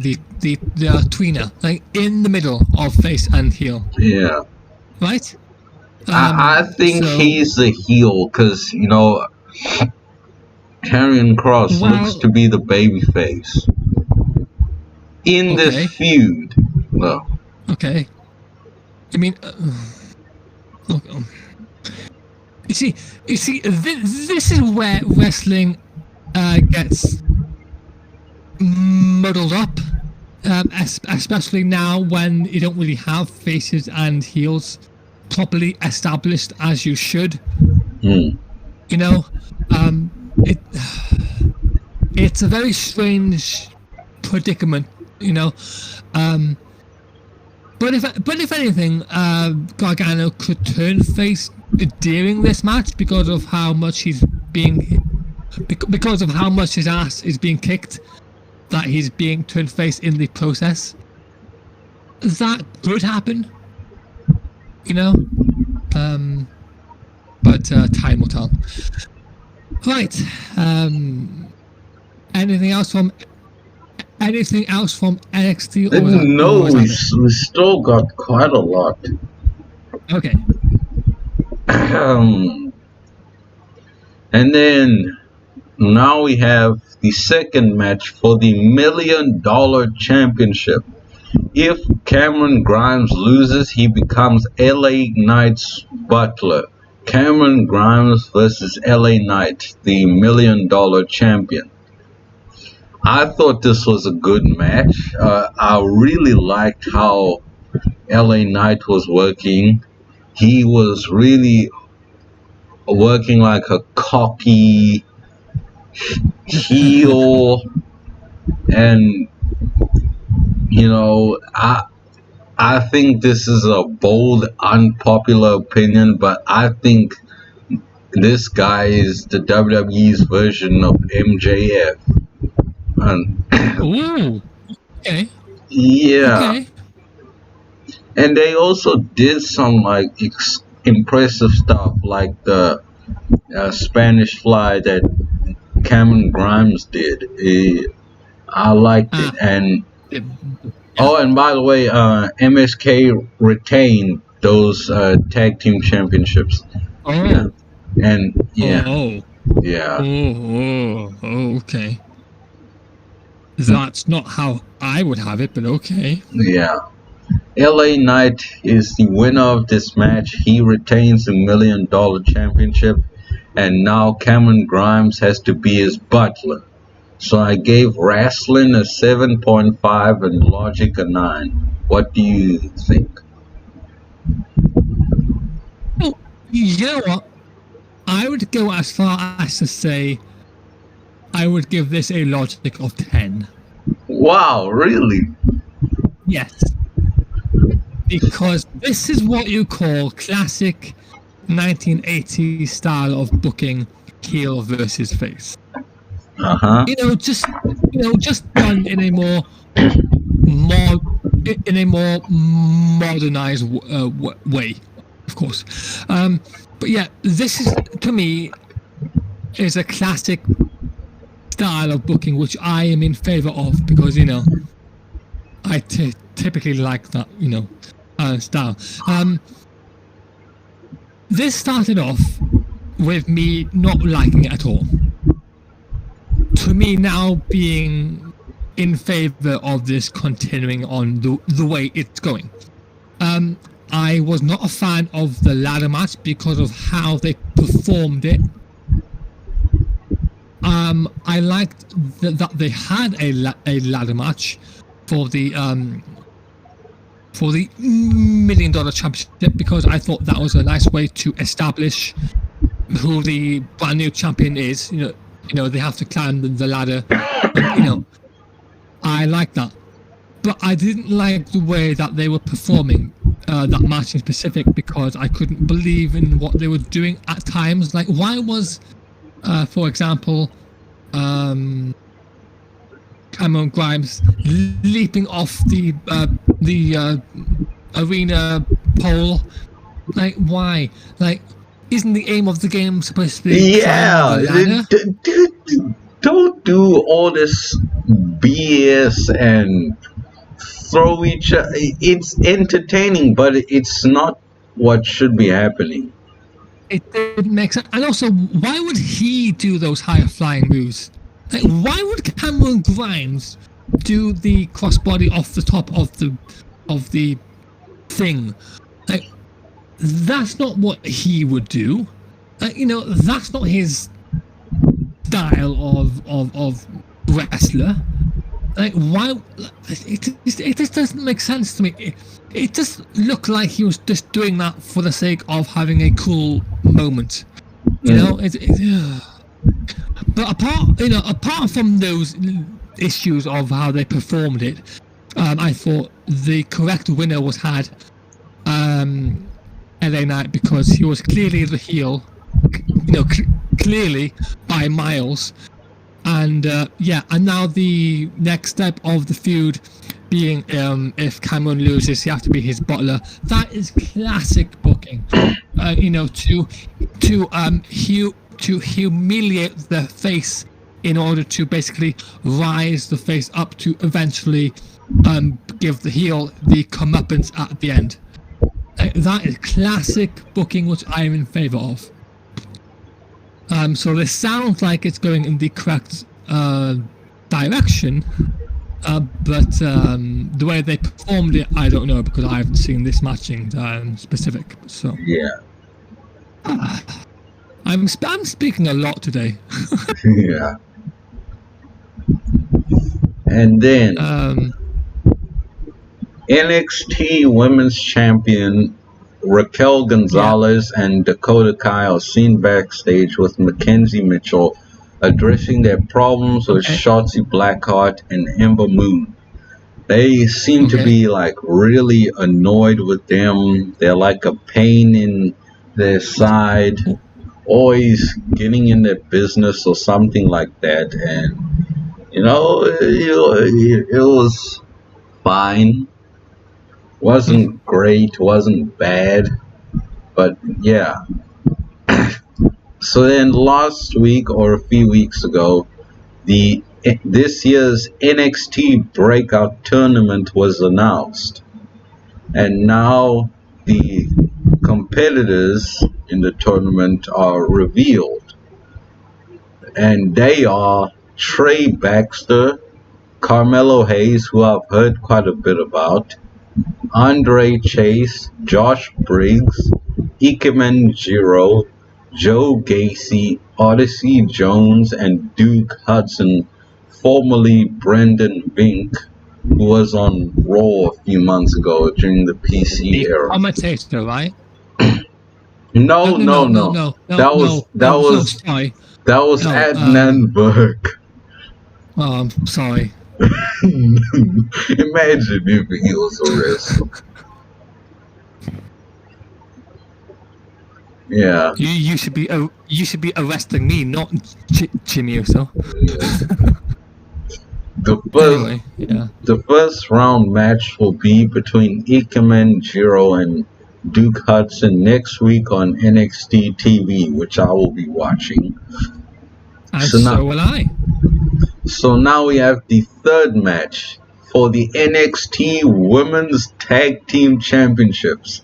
Zoe Stark and Io Shirai, the challengers, versus The Way, consisting of Candice LeRae or Grandma LeRae, with the grayish purple hair, and Indy Hartwell. Okay. You know, these guys look like a family of four to me. You know, like Johnny Gargano's the dad, Candice LeRae's the mom, Austin Theory is the Oh, boy, and, yeah, and yeah. Indy Hartwell. I, I think I may have said this before, but I would be in favor of seeing them in like a family trip or something, and you know, because that's what they look like to me, like a family of four, two parents, two kids. Yeah. And then, of course, you have Dexter Loomis, the Oh, yeah, boy yeah, next door. yeah. The high school hottie that Indy Hartwell seems to like so much. Yeah, whatever. It is what it is. What it is. And then Stark and I sometimes wonder if Zoe Stark is related to Tony Stark. You know, the billionaire Iron Man. Iron Man. Yeah, Yeah. yeah. Stark and Shirai come out, followed by the current champions at the time of broadcast, The Way. They were having a good match until Tegan Knox made a surprise return, and she Okay. just interrupted the whole match. I'm happy she's back, but it didn't need to happen like this. And by the way, I really, really, really am starting to like Zoe Stark. She's so good in the ring. Okay. And Io Shirai, I think, is much better as a tag team Oh, wrestler. yeah. No, far better as a tag team wrestler than a single. And then Zoe Stark pinned Indy. And then Zoe Stark pinned Indy Hartwell to win the NXT Women's Tag Team Championships. So then, what were you going to say? I was going to say, is Io Shirai doing less dives now? She is still doing some kind of dives, but not as obnoxious as it used to be.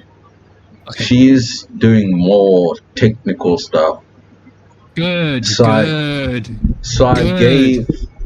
gave Rasslin a 6 and Logic a 2. What did you think about this?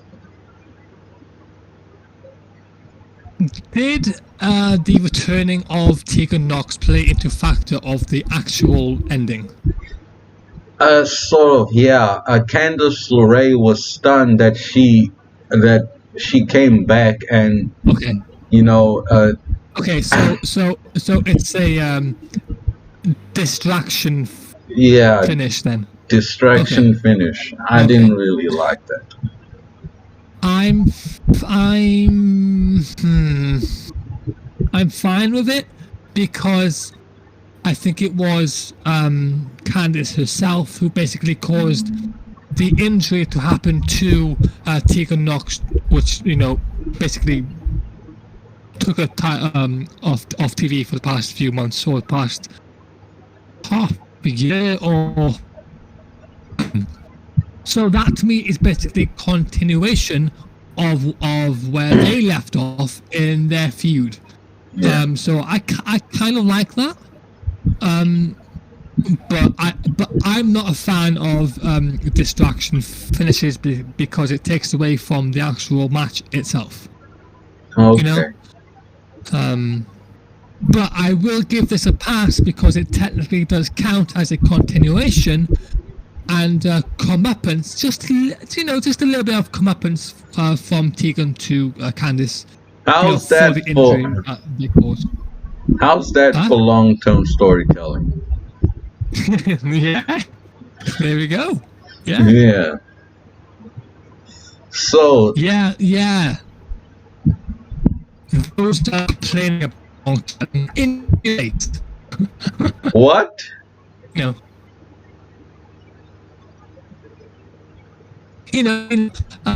Because I've seen people complain about them doing long-term storytelling. So, in their face, Yeah. And what they think on AEW is long-term storytelling is complete BS. So now, we'll get to that. In a future episode. So now Tony Storm is in the back with Mackenzie Mitchell talking about Raquel Gonzalez and addressing Sare's request to have a match with her last week. Sare, if you didn't know, is a debuting wrestler who debuted a few months ago. She is from Japan. Apparently, she comes from there. Where else? And then she did a okay promo, Tony Storm, and I look forward to her next championship match. So now Hit Row Records, this new faction consisting of Isaiah Swerve Scott, B-Fab, AJ Francis, otherwise known as Top Dollar, and Ashante Adonis. And I was wondering where he went after TakeOver 31, and here he is now. Okay. Yeah. So now he's doing this, and then they had a Cypher celebration of Scott winning the a Cypher celebration of Isaiah Swerve Scott winning the North American Championship from Bronson Reed last week. It was just like a whole rap song, and I just fast forwarded through this because I don't have time for it. And then a video package advertising Adam Cole versus Cole O'Reilly #2 played, and it was pretty good. And then we have finally the main event of the program. Adam Cole versus Kyle O'Reilly #2. O'Reilly came out followed by his arch nemesis Adam Cole. And boy, this was a really good match. And these guys were beating the hell out of each other, with all technical wrestling and brawler wrestling. They did it in such a believable way, and you could see that these guys really hated each other. They were really mad at each other. And I also liked when Adam Cole, your stupid wife, and then that just caused Kyle O'Reilly to go crazy and just get all over Adam Cole, and it was really good.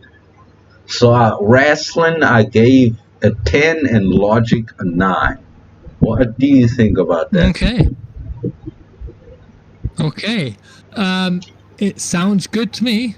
Obviously Carl won the unsanctioned match at TakeOver in your house. I think. That was the no. Stand and Deliver. That was that was a WrestleMania TakeOver. Right. So Kyle O'Reilly won that one. And of course Adam Cole wins this one, so that means they're going to get a third match, to win the feud. I forgot to say that Adam Cole won. I assume that. Good. This sounds good as well because, making it look believable is a top priority for what a wrestler should be doing in the ring. And you're saying that they've done that, so I think that's a very good So I will keep an eye on that when I see it for myself, of course. Yeah, so I have a question, mhm. and this is something that bothered me a lot with the Shield. When the Shield broke up, it was only Seth Rollins and Dean Ambrose who were feuding after the Shield broke up. For those many, many months, it was just Seth Rollins and Dean Ambrose. Roman Reigns basically pretended that he was never even in the Shield, doing his own thing. Roderick Strong is basically pretending that he was never even in the Undisputed Era, that they never even broke, okay? And he's now doing his own thing. Why is he not feuding against Adam Cole and Kyle O'Reilly for, the pickup angle? Like, why is he not involved in this? Yeah, I'm not sure. Because apparently he's doing the diamond Mine. which I honestly thought my voice will get there. Which I honestly thought was going to be like a Raw Underground version, but in NXT. Like I thought it was going to be like another brand for NXT, like a mixed martial arts type of thing. Yeah, that's. But no. Apparently, it's just a group.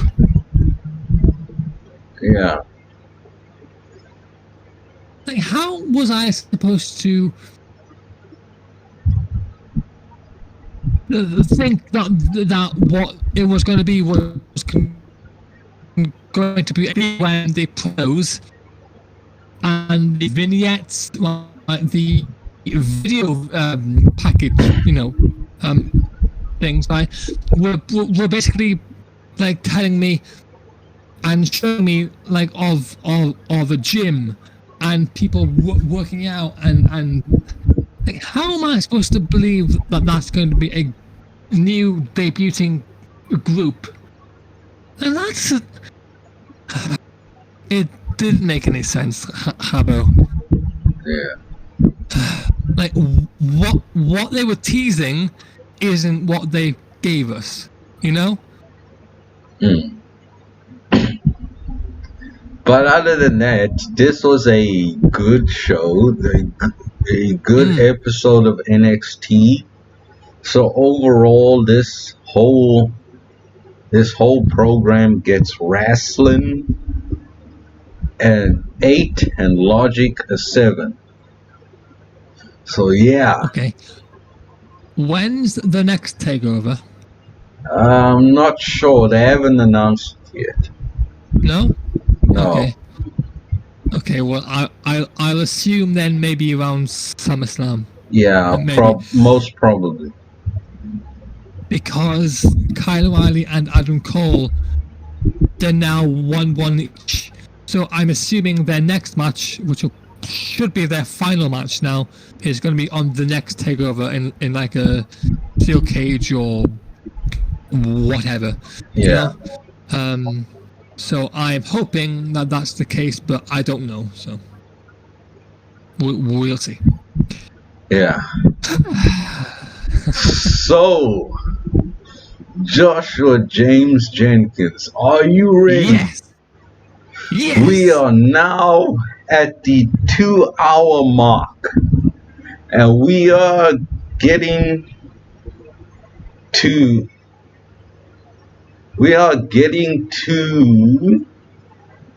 our most anticipated segment of the podcast. Part 2 of our rant on the internet wrestling community. Trash. So, what would you like to talk about first? Oh my god. I don't even know where to begin with this.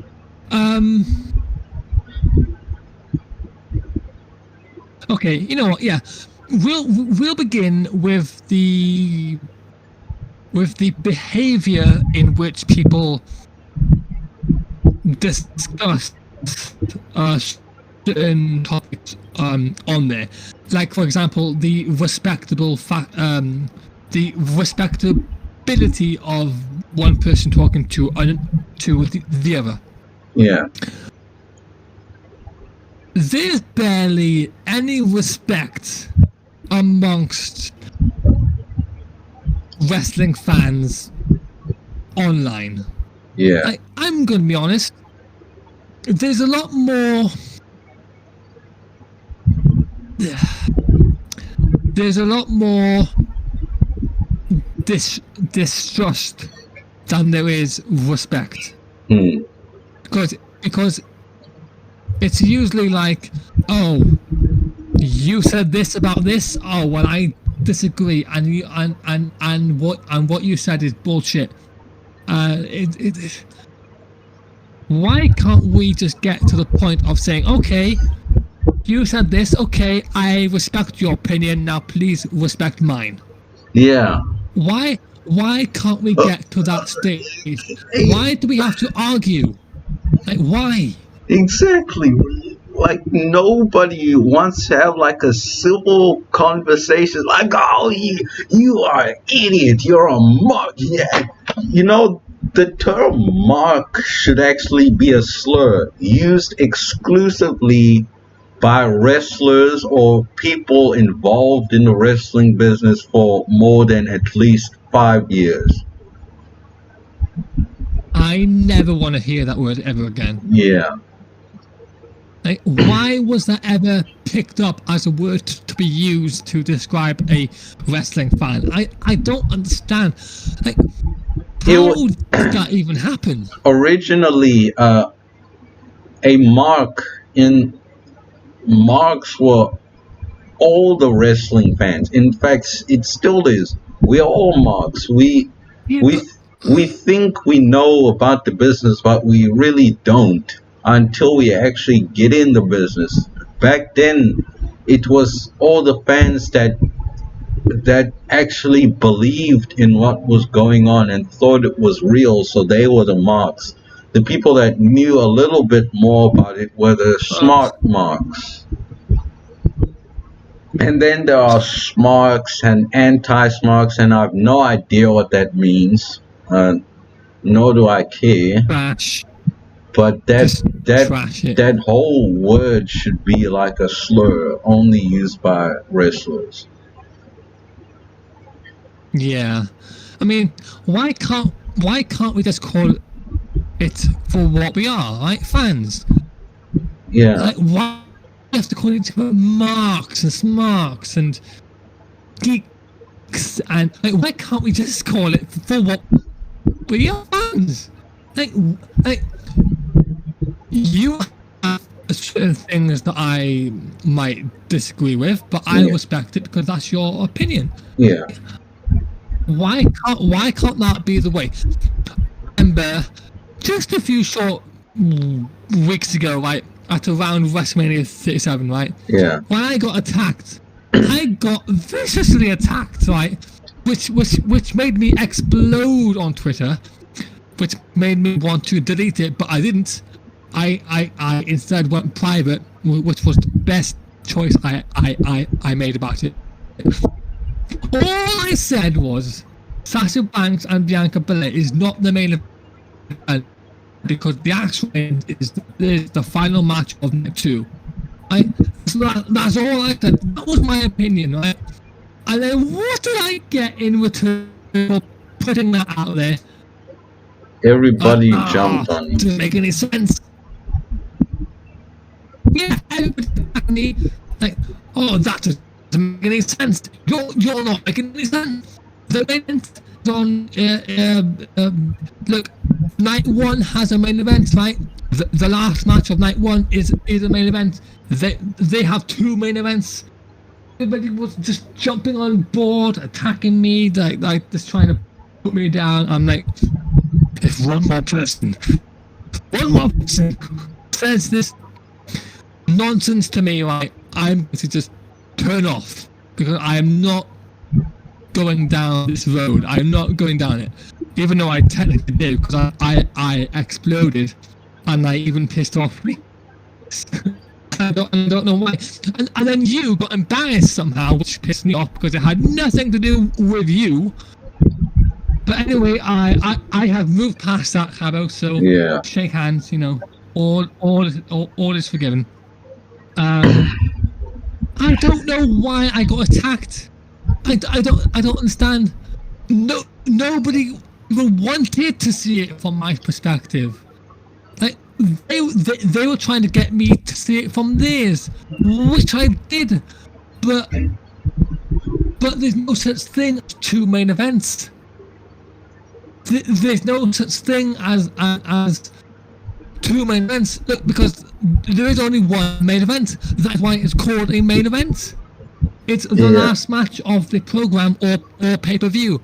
Did WrestleMania 37 end on night one? No. No, because it ends on night two, because they split it up. You don't call the first half the main event. You don't. It doesn't make any sense. And I was getting bombarded with people calling me crazy and stupid because I was trying to explain it to them in a way of, you know, wrestling logic. Yes. Like I understand, right, that the last match of night one was technically a main event concluded that night. I understand that completely. But what nobody understood was what I was saying, what I was trying to get at, what I was trying to explain. And yet, no, I get attacked. No, this needs to end, Kgabo. This mentality of, okay, this guy's an idiot. We have to pile on against him until he sees it out. Until he sees it our way. No, that has to stop. Like, I've never done that to anyone, as far as I'm aware. I have tried to persuade someone else to see it my way, or I've argued a point, but I've never attacked anyone for it. Like, why is it, what? And I see it like across the entire wrestling scene online. It doesn't matter who you are. You could be JD, you could be a Sean WhatsApp, you could be Cultaholic. It doesn't matter who you are. It doesn't matter who you represent. You will get attacked no matter what you say by anyone. And it needs to end. That Sean WhatsApp, let's talk about it. Okay. Where is it now? So he actually blocked me on Twitter a few days ago. And why? You'll see why. So then, so now I told the Discord server that he had me blocked, and then Ryan Whiteley asked me why. Yeah, you probably went on. I'll have a look now. It was after you said you were taking a break. Oh, that was a while ago. Okay. Yeah. Anyway, as you were saying. Yeah, and then I took some screenshot. Well, I didn't take screenshots. Okay. Well, I did, but it's not my screenshots. It's somebody else's. So then I said he got butthurt over he got butthurt over someone's opinion, calling out the guys in AEW for hanging around -1 Brody Lee's kid, and then he went on a blocking spree and blocked everyone who liked or retweeted or quote tweeted agreeing with him. And I happened to be one of those people. And then look how how he's speaking to this guy. He's swearing at him. He's calling him names, calling him demented, just like he's no better than this guy is. Listen to this. Hey, you absolute dumb F. I'm unblocking you to explain that I'm very happy that a child that just lost his father at an early age gets to live out his dream. What dream? So he gets to live his dream for 6 months when he's supposed to be in school, doing work and learning. Instead, he's going out here every weekend, just doing goofy stuff. Be happy and do what he wants, especially considering much of his father's time in his formative years was on TV. This isn't about wrestling opinions and F's like that. This is you being an absolute effing creep because people are happy that a child that has been through a traumatic experience is having that pain alleviated. F you absolute piece of trash. And there's even more. The fact that you and the people you associate with take basic acts of kindness or open displays of happiness for other people as something else, or pretend you do because you're pieces of S, says plenty about you as humans. You and the other people in this place are complete psychopaths, and one day you're going to hurt someone or get hurt. This behavior is not normal and is a stain on regular people that are lumped in with BS like this. You're demented. Seek help. And that last line there, you're demented, this is what ticked me off. This fool comes and who's supposed to be a professional journalist who collects news and reports it. He's going on social media and screaming at people online who don't affect him in real life, and he's screaming at them, swearing at them, and trying to make them feel guilty when they did nothing wrong but just voice their opinion. And now he's making his people, his newspaper, and the people he works with look like a bunch of raving lunatics who scream at people online over opinions. Yeah. And also, I'm just going to take that one step further. Why would he even acknowledge it? Why would he acknowledge this other person making this opinion? And also, how could he even be aware of it if he had this person blocked? Because you said that he had to unblock him in order to message him. Yeah. So why unblock somebody who you already?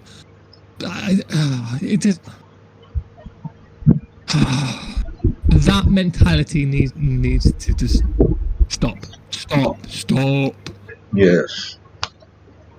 I remember that, and it wasn't that long ago, Kgabo, right? That I was swearing quite often, right? Yeah.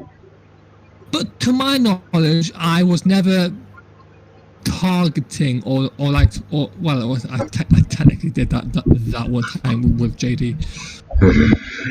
But I did apologize for that, and I did take that back because I took that too far, and I was wrong, and I did admit to that. I did, which is something that Sean Wassat needs to do. He needs to admit that he's taken this too far. Look, I also this blocking thing. Yeah, it depends on how you go about it. Yeah. If it's good or bad. Fleece basically talked me into blocking people for if I got to the point where I couldn't take the pressure of trying to debate my point of view with them any further. basically like talking to a brick wall. So at that point, you should basically just block them. Yeah, that's what me and Ryan have gotten into arguments with people. Like back in the middle of May, this goof, El Phantasmo, he did this stupid spot on Impact Wrestling where he tightrope walked the ropes and did this flip and stuff, and it was just looked so stupid. And then Ryan goes like, I wish these guys would just chill with the choreographed gymnastics. Wrestling has become way too wacky now. And then these morons just come in and say, well, why, if you don't like it being wacky, why don't you just watch MMA? And then bringing in realism, which he wasn't even talking about, not even believability.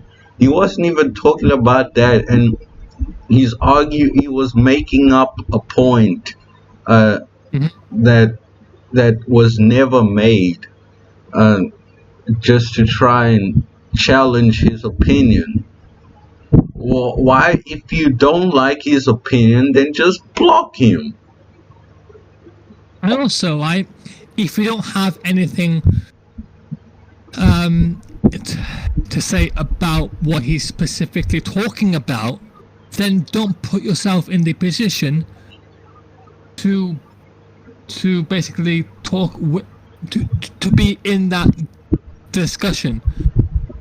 Like, if you don't have anything to specifically say to either carry Ryan's point forward or to put a point against it in a way that makes sense, then just leave it alone. Just move on. Just continue scrolling, through the tweets. Okay, I'll just ignore that and move on. Yeah. Like if I see a tweet and I have nothing of value to input, then I will just leave it alone and move on. Yeah. Otherwise, what's the point? Because otherwise, you're just going to basically do a full circle in which you're going to go round and round in circles, basically going like bumper cars, bouncing off your points like continuously, and it's going nowhere. And you're both going to get more annoyed, you're both going to get more pissed off, and you're both going to continue the argument even more. Just don't put yourself in that position if you don't have anything of value to input about that specific thing. Like making the argument, oh well, if you don't like it, then don't watch it. Yeah, I was about to bring that up. I was just about to bring that up. Yeah, or to this argument in specific, if you don't believe in it, then just watch MMA. No, those are two completely different things. Look, there's a way to make wrestling look real when it's not, and then there's a way to make it look fake, which they tend to do a lot these days. Yeah, and they don't care. Which is an issue, but I don't think you've heard about this, but we will, just split this wrestling community talk for a little bit. Did you hear what Tony Khan said about 10 counts in AEW? So no. Oh boy. Wait, let me find it. I'm assuming it's going to piss me off. Maybe not. Okay.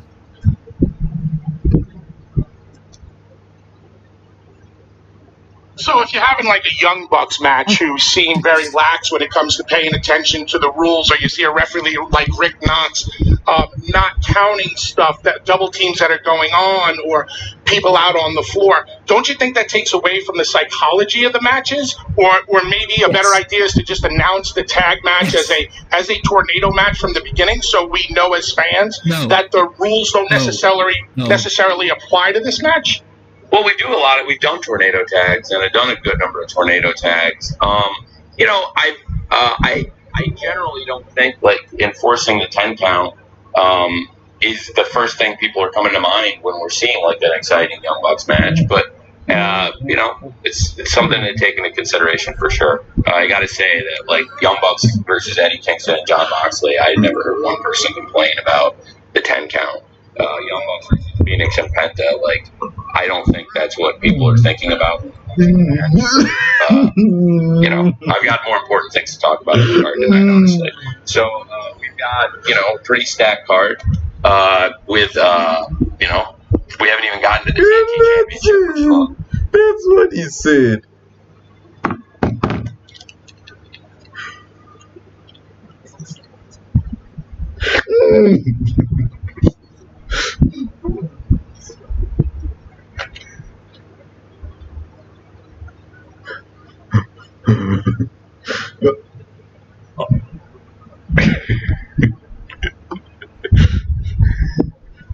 Don't bother putting him in the trash. Put him in the volcano.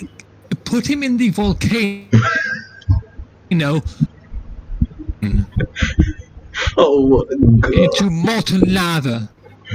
Oh my gosh. Nobody thinks about the 10 count. Nobody. You're gonna be out of your freaking mind. And that is the first thing that comes to my mind. Somebody leaves the ring, the referee should do the 1, 2, 3, 4, all the way to 10. And yet, oh no, nobody thinks about the 10 count. Are you out of your goddamn mind? Oh no, that's right, because you're stuck up your own ass. Jesus. Nobody thinks about the 10 count, my ass. I'm going to listen back to that. It is the most important rule of a tag. Well, no, technically not, because the tag rope is the. Let me guess. Tony Khan doesn't care about the tag rope, right? Oh, nobody thinks about the tag rope. I'm guessing. Well, of course not, Tony, because you don't have one, do you? You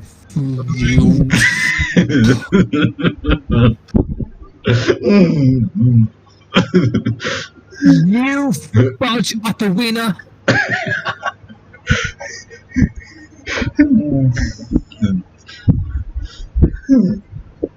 Oh, Jesus Christ! Nobody thinks of the 10 count. And he's supposed to be an owner of a wrestling company. And he is saying things like, "Oh, the rules don't matter. The 10 count doesn't matter." Nobody watches wrestling and thinks about the referee counting the 10 count. Yes, I do. Kgabo does. Reese does. Freaking. There is nobody I know who doesn't think about the rules. Nobody. And yet you're telling me, Tony, oh well, our fans don't care about the rules. Yeah, well, they don't care about wrestling making sense. They just want a floppy gymnastic match. What is this about tornado tags? What was that about? Like, even if you're doing a tornado tag, guess what, Tony? Guess what, folks? The 10 count is still applicable. Jesus, does he not understand how wrestling works? I don't think he does. And he's supposed to be the Booker of the Year. Yeah. Jesus Christ. He makes Vince McMahon look like a fucking god.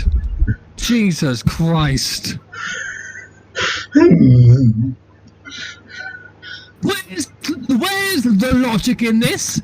Somebody go find it. And when you find it, give it to Tony Khan because he needs it. Now there's a flashback moment for you, Kgabo. Boom. I was surprised he didn't hit the wall. No, I'll leave the wall be intact for now. I don't really wanna, go that far. You think we should go on? Let's go on for 10 minutes, but first I'll need to go take a pee break. So just talk about something else in the RWC while I go. Oh, don't you worry about that. Of course, now we will, of course, get back to the IWC discussion because there's a lot to get through. But as he's taking a moment of pee, I will just simply discuss my time in Cardiff about 2 years ago. August 31st, 2019, NXT Takeover Cardiff. I was actually there live in attendance. That was my first wrestling event that I was in attendance for since 2009. Basically 10 years before that. Gosh, that is a long time in between of not attending a wrestling show, being a wrestling fan.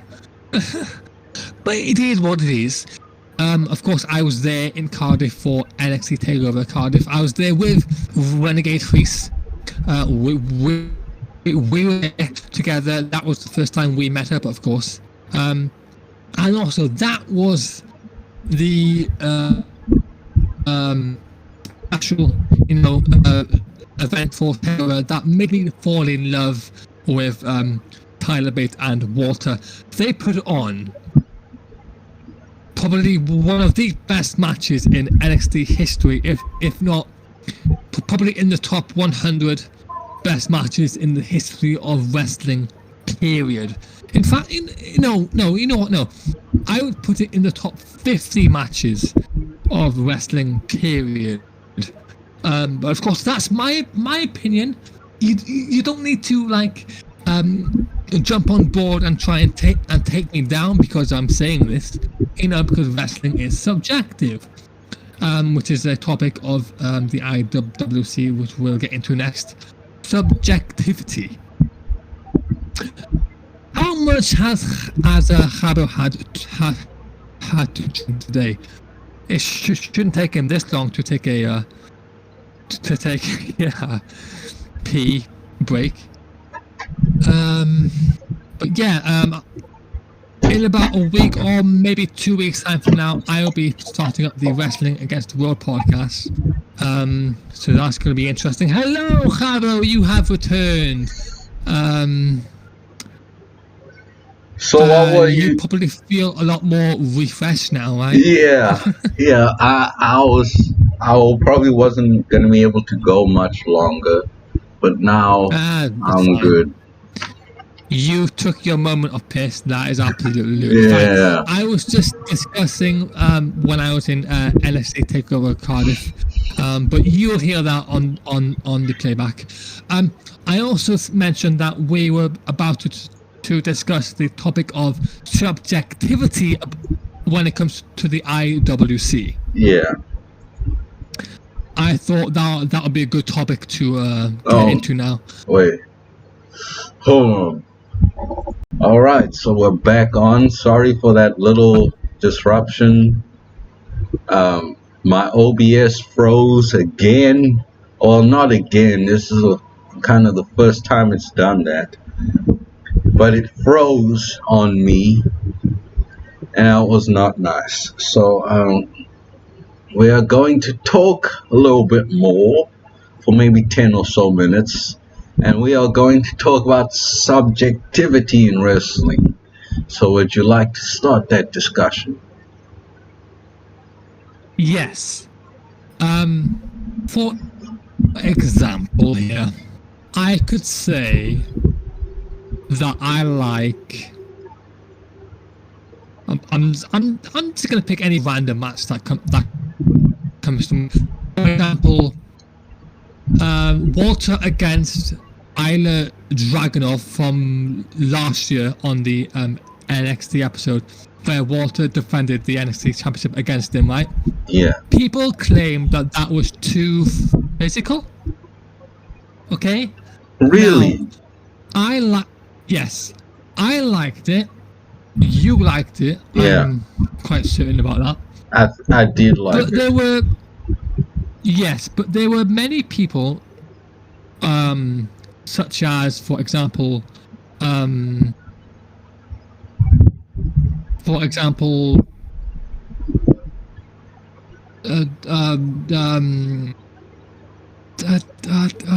damn it! Not Cultaholic, but the other one, the one that Adam Blompier is a part of. What culture? What? No. Wrestle Talk? Yes, that one. Wrestle Talk, for example, said that match was too physical and it was too violent for what wrestling should be. What? Okay? Hold on, because they didn't like the amount of physicality in that match, because they thought, oh, that is too much, right? But in the topic of subjectivity, they have their right to have that opinion, saying that is too much violence. I guess they have their that is too right much. to that.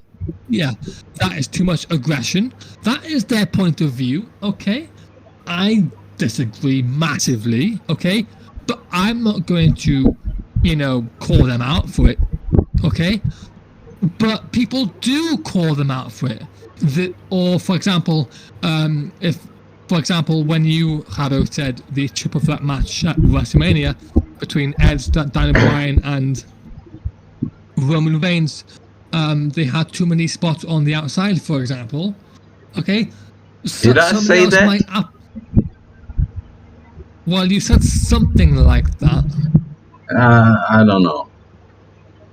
But yeah, but I'm just using that as an example, okay? Somebody else could come to you and say, oh, well, I thought the match was very well structured together, and I thought they did their spots very well to tell the story. They could be out there for another 5 minutes. It doesn't matter, because it's the story that matters, not what they do. Okay, fine. That is your viewpoint. That is the way you see it. Okay, Yeah. That's fine. But there's this thing, Kgabo, going into the main reason I've brought this up here, right? Is that you could say, it's fine. It doesn't matter. We have our own opinions. That is fine, because you know what? It's subjectivity. Wrestling is subjective, okay? But then somebody will attack you for it because, no, it has to be this way. It has to be this way. I disagree with you, therefore you're wrong. You can't like it the way you like it. No, don't do that. No, you can't do that. No. That needs to stop. Subjectivity, means somebody else can like something that you don't, or you can like something that somebody else doesn't. That's fine. Everybody sees it in a different way. That is why it's called subjectivity, because there's a difference of views, a difference of opinions. But no, people don't accept that at times. They have to basically mold it into the way that they want it to be, and only the way that they want it to be. If anybody else sees it anything different. No, we have to kick your ass. We have to bring you down. Mm. It needs to stop. Mm. Like, it just does. And that also goes back to the respectability factor.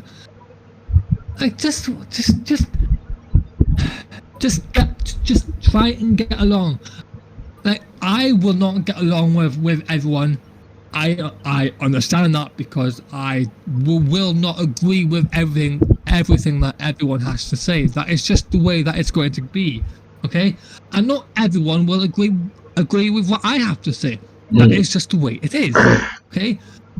But if we have to argue and lead to attack mode against each other because of the way that we see it differently towards each other, then just shut up at that point and just leave it be and move on. Because what's the point? Like, what's the point arguing about something that we are all fans of?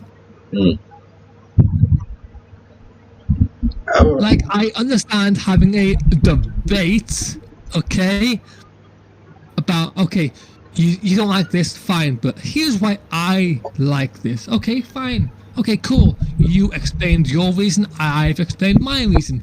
Cool. But when it goes the other way around into attack mode, no. Because that is what makes me nuts. That is what makes me not want to even be a part of Twitter, you know? When I get attacked for me simply saying Bianca and Sasha weren't the actual main event. They might have been the last match of night one, but no, they weren't the last match. But no, I get attacked for just saying what I have to say. It's ridiculous, Kgabo. Yeah. And I'm certain you've got examples of this, right? From, you know, your Twitter experience, right? Not really. 'Cause I just blocked Really? it. I just blocked the guys. You know, because I don't have time to waste arguing with. You know, there's this saying: Yes. if you argue with an idiot, you become the idiot. Ah, okay. Yeah. Okay, that's a new line that I've never heard of. Yeah, it's quite a smart line. Although Yeah, it is. there are lots of bad things about the IWC, there are lots of good things about the IWC which we haven't talked about, which we could, you know, spice this up to be a little different from part one. You know, Sure. because For example, it's a way that you can make new, let's say, friends, or to meet new fans that you get along with. yeah, For example, Ryan and Jamie and Peter. Peter, amongst others. Some we get along with, some we don't. Yeah, like a few former friends of ours, two in specific, which we actually forgot to talk about. So a few months ago, I believe in January, February, they actually first came in December of last year, and it was after episode 3 of the podcast. That was actually Wrestling Community Part 1. And then, these two guys had joined in Time to Wrestle and Custard versus Bourbon. They had found us through Twitter. They'd searched us on Twitter, and they were looking for a new small community to join in. And then we got along pretty fine with them, and they were nice. And then it was around the time that we were going to record episode 4, but then there was the whole confusion with whether I was going on my holiday or not, and then that caused a rupture between us, and then that's how you became a guest host. And then I remember Time to Wrestle and Rail Sucker were arguing. Oh, that was ridiculous. And then I banned both of them, and I'm like, calm down, stop fighting. And then Time to Wrestle gets mad at me. I'm like, if you banned me, I wasn't even doing. You both were arguing with each other, and just provoking one another. So I had to put an end to that. And then the other guy left. And then in January they came back, and they said we're sorry. Got a little mad, but he was still mad at me that I removed him. Although you did get mad at me over nothing. I wasn't mad. I was trying to stop an argument from getting worse than it already was. And then we get along with them fine, and we have discussions, and we did have a few arguments, about kayfabe, and that's actually what started the whole fiasco between us. And then after that, one day, I believe it was the 5th of March, they just got so angry at us. And then they banned Josh and hacked him to where he can't join the server. So that's why we had to make a new server. And I still to this day can't access my original account. I still can't. Yeah. I don't know how they did it. I don't know why they did it, but they did do it. Yeah, and I was already starting to get fed up with Time to Wrestle. Yeah, and when Custer vs. Bourbon came in, and when I said that, are you sick and tired of WWE guys cutting scripted promos? And then he said, I think they should cut scripted promos. That's how it... No. They need to learn how to cut their own promos, make their own stuff, and cut their own promos. Otherwise, it just sounds like a bunch of BS. And we don't want that. I also it doesn't just sound, let's use the word phony, okay? Yeah. It also makes them come across as actors. Yeah, and then they're just saying somebody else's promo. Exactly. They're not playing the character. Playing. To excuse me there. They're not being the character that they're supposed to be. No, they are pretending to be the character that they are being told to be. Yeah. Steve Austin, right? He was given bullet points to say, okay, say something like this, but in your own words, okay? Yeah. And then he did so many memorable classic promos, right? He basically defined his own character on his own. Well, with help from Vince, of course. When Vince had some sense in him.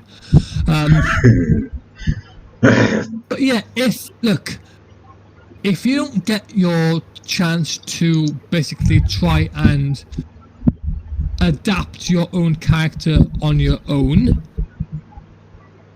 then what's the point? Yeah. wrestling should be about you going out there, you proving that you can wrestle, you proving that you can keep the crowd's attention with what you have to say towards them in your own words, because of course you're the character. Okay, the wrestler is the character. You don't go out there like basically telling the audience, okay, I'm the actor pretending to be the wrestler. Okay, no, don't do that. No, do the opposite of that. Make them believe that you're this character, that you are who you say you are. Don't just like, I'm feuding with this guy. Okay, I'm gonna go out there now. Okay, I'm now in the ring. Okay, you booing me here tonight. Okay. What's my line? Oh, okay, yeah. Okay, and now I'm gonna boo you in return. No, man. And anyway, so yeah, they just went crazy and hacked us. Now that original server is now the wasteland that we call it. Which has got like a lot of my classic rants on there. Yeah. So try to keep that around just in case I might want to use it. Yeah. But yeah, we would call them crazy fans, right? Like over the top wrestling fans who take this way too seriously, like to the point of, okay, we don't like you, we don't like what you're saying, we don't like what you stand for as a fan, so we're just going to hack you and try and take you down. We're going to try to delete you. Yeah. That is the worst kind of fan participation in the IWC. Like, I don't think you can get any worse than that. Sure, you can have arguments which can cause somebody or for you to block them. Sure, but to go all the way to hack somebody that you have a disagreement with? Yeah. And we suspect that they hacked our news server. They were deleting all our messages. They deleted all my notes for Fastlane. Oh boy, that was that morning was not nonsense. I also I've got to apologize for if I haven't already to Ralsucker, because I did accuse him of being the one who was doing the deleting, because I saw his name on the list and I thought, yeah.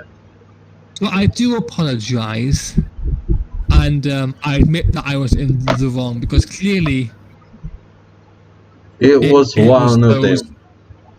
Yeah. And psychopaths. Yes, that is what you call a psychopath, not me. Yeah. Forever in a day. And by the way, the IWC isn't just about Twitter. Yeah. It's about Discord, it's about YouTube, it's about Reddit, Instagram, it's about Facebook, Instagram, Snapchat, whatever. Basically any social media site or website or what have you. So it's not just about Twitter, like I was basically making it out to be earlier. No, it's about everything. Like all the comments on YouTube, Instagram, all of the discussions on Discord, all of it. It all counts as the IWC. and then also the stalkers that just harass and just go after women, not just wrestlers but also fans. You remember Daniel DeVille. Remember Albert Little? Now he's going after fans of the business, and he seems to have given up with. Yeah, but apart from that, back to the good things. You said about all the friends and fans that you can make along the way. I've also met some people on Twitter that are really cool, like just do yourself a favor and go follow at PWCDs and go subscribe to his podcast. He's like a really cool guy. He's got a really cool podcast. He's interviewing all these big stars, Vicky Guerrero, Killian Dane. Hopefully he'll interview one of my favorite. I'll maybe start listening to his podcast. But shout out to him. Go follow him. Like his tweets. Turn on his notifications because you won't regret it. I retweet a lot of his tweets. He's just a really cool guy, and you should go follow him. And yeah, I've also made quite a few Twitter friends that I will probably shout out on the screen. But those are some of the good parts of the IWC, and just some of the loyal fans that follow you, that like your tweets and watch your videos and like your videos and stuff like that. It really helps us. It motivates us to keep going. When you or Ryan or Jamie or Peter come on my videos and comment and like, and you come on my live stream, it motivates me to do more. Which is a good thing. And also that is positive fan engagement as well, which isn't usually had the majority of the time. Yeah. At least from what I've seen, and also like the other positive. Jesus, my voice. I do apologize, folks. Yeah. If you're getting annoyed about the way I speak at times, I just want you all to know that I have Asperger's, which kind of affect the way I speak, with my pacing and my slurring and whatever. So I do apologize, but at the same time I don't, because I shouldn't be apologizing for me having it, because it's me, and it's who I am. So yeah. But yeah, the other positive is the promotion that the IWC can do very, very, very good if you're on the good side of that, of course. Yeah. Like, for example, this podcast could, if picked up by the right people, could gain a big audience, and that would help. Well, and we're already gaining lots of followers on Twitter and Instagram, especially these last 2 or so weeks. I just got a whole bunch of new followers. We're up to 250 followers on Twitter and about 150 on Instagram. So you can go follow and get more people in there. And yeah, man. Hopefully at this rate, at the end of the year, we'll have at least 1,000 or even 1,500. You could set that as the target goal there. Yeah. Yeah. And also, and this is the biggest positive that I can think of here, Kgabo, is that if it wasn't for the IWC, this podcast would never have gotten started. Yeah.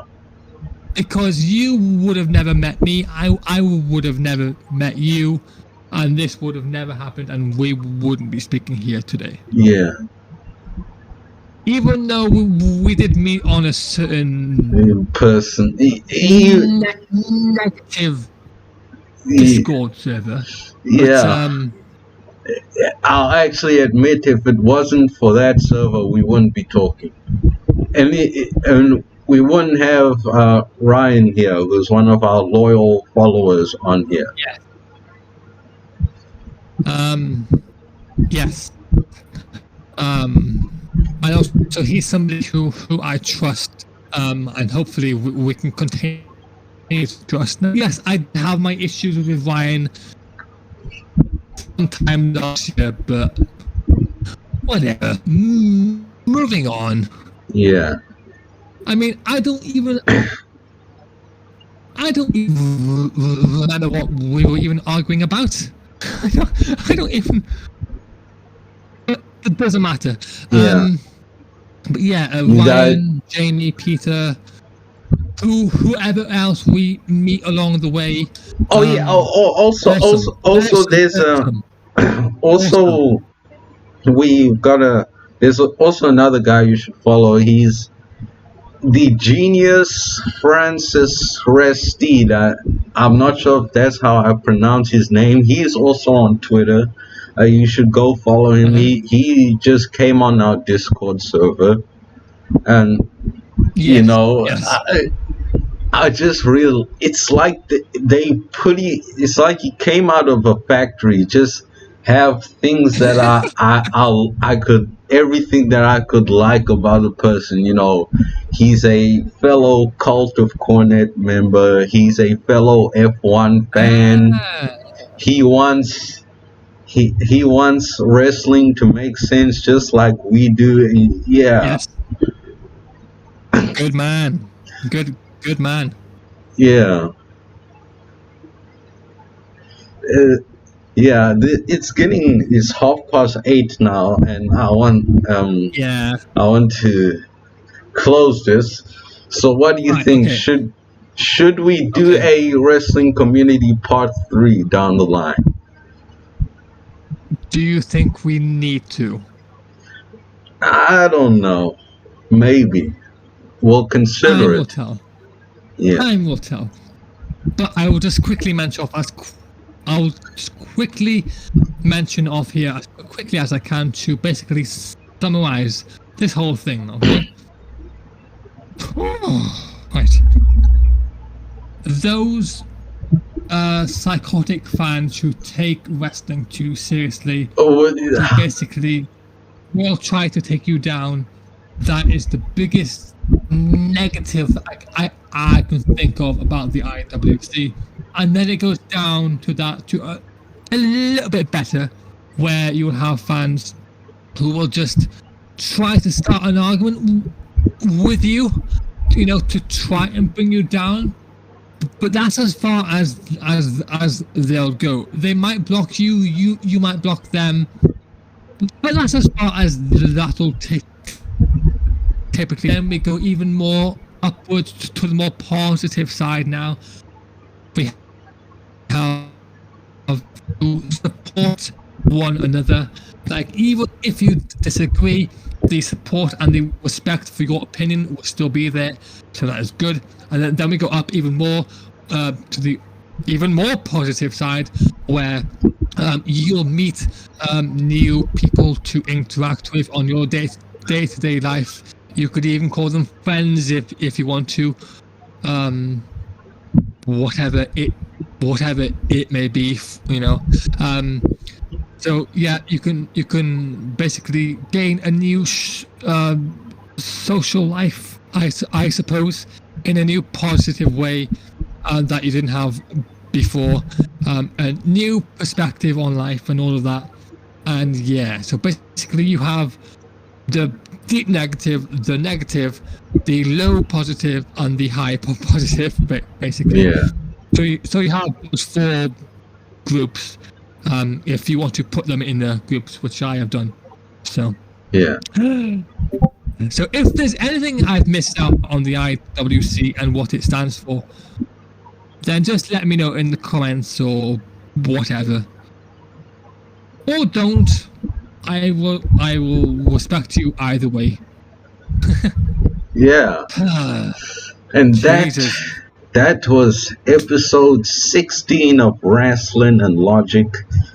The longest. My Absolutely. gosh. This is Absolutely. 3 hours now. This is the longest episode we've ever done. This is as long as Raw, but except it's more entertaining. This is as long as the Avengers Endgame, right? Yeah. Oh. Well, What? Perfect. Because this is my endgame for this podcast. Yeah. What a way to close out. Yes. Yeah. Oh, full circle. Yes.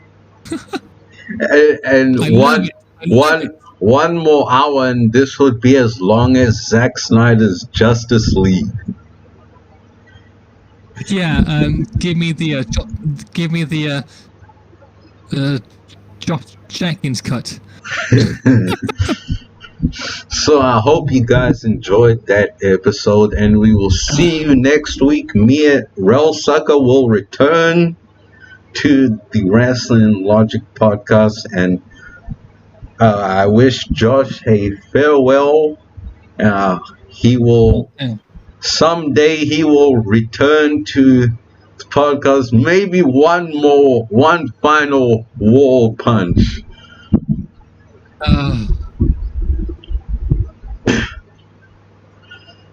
And we will see you in the next episode. Goodbye. And I will miss being a part of, and I will miss being a part of this podcast, and I will treasure it always.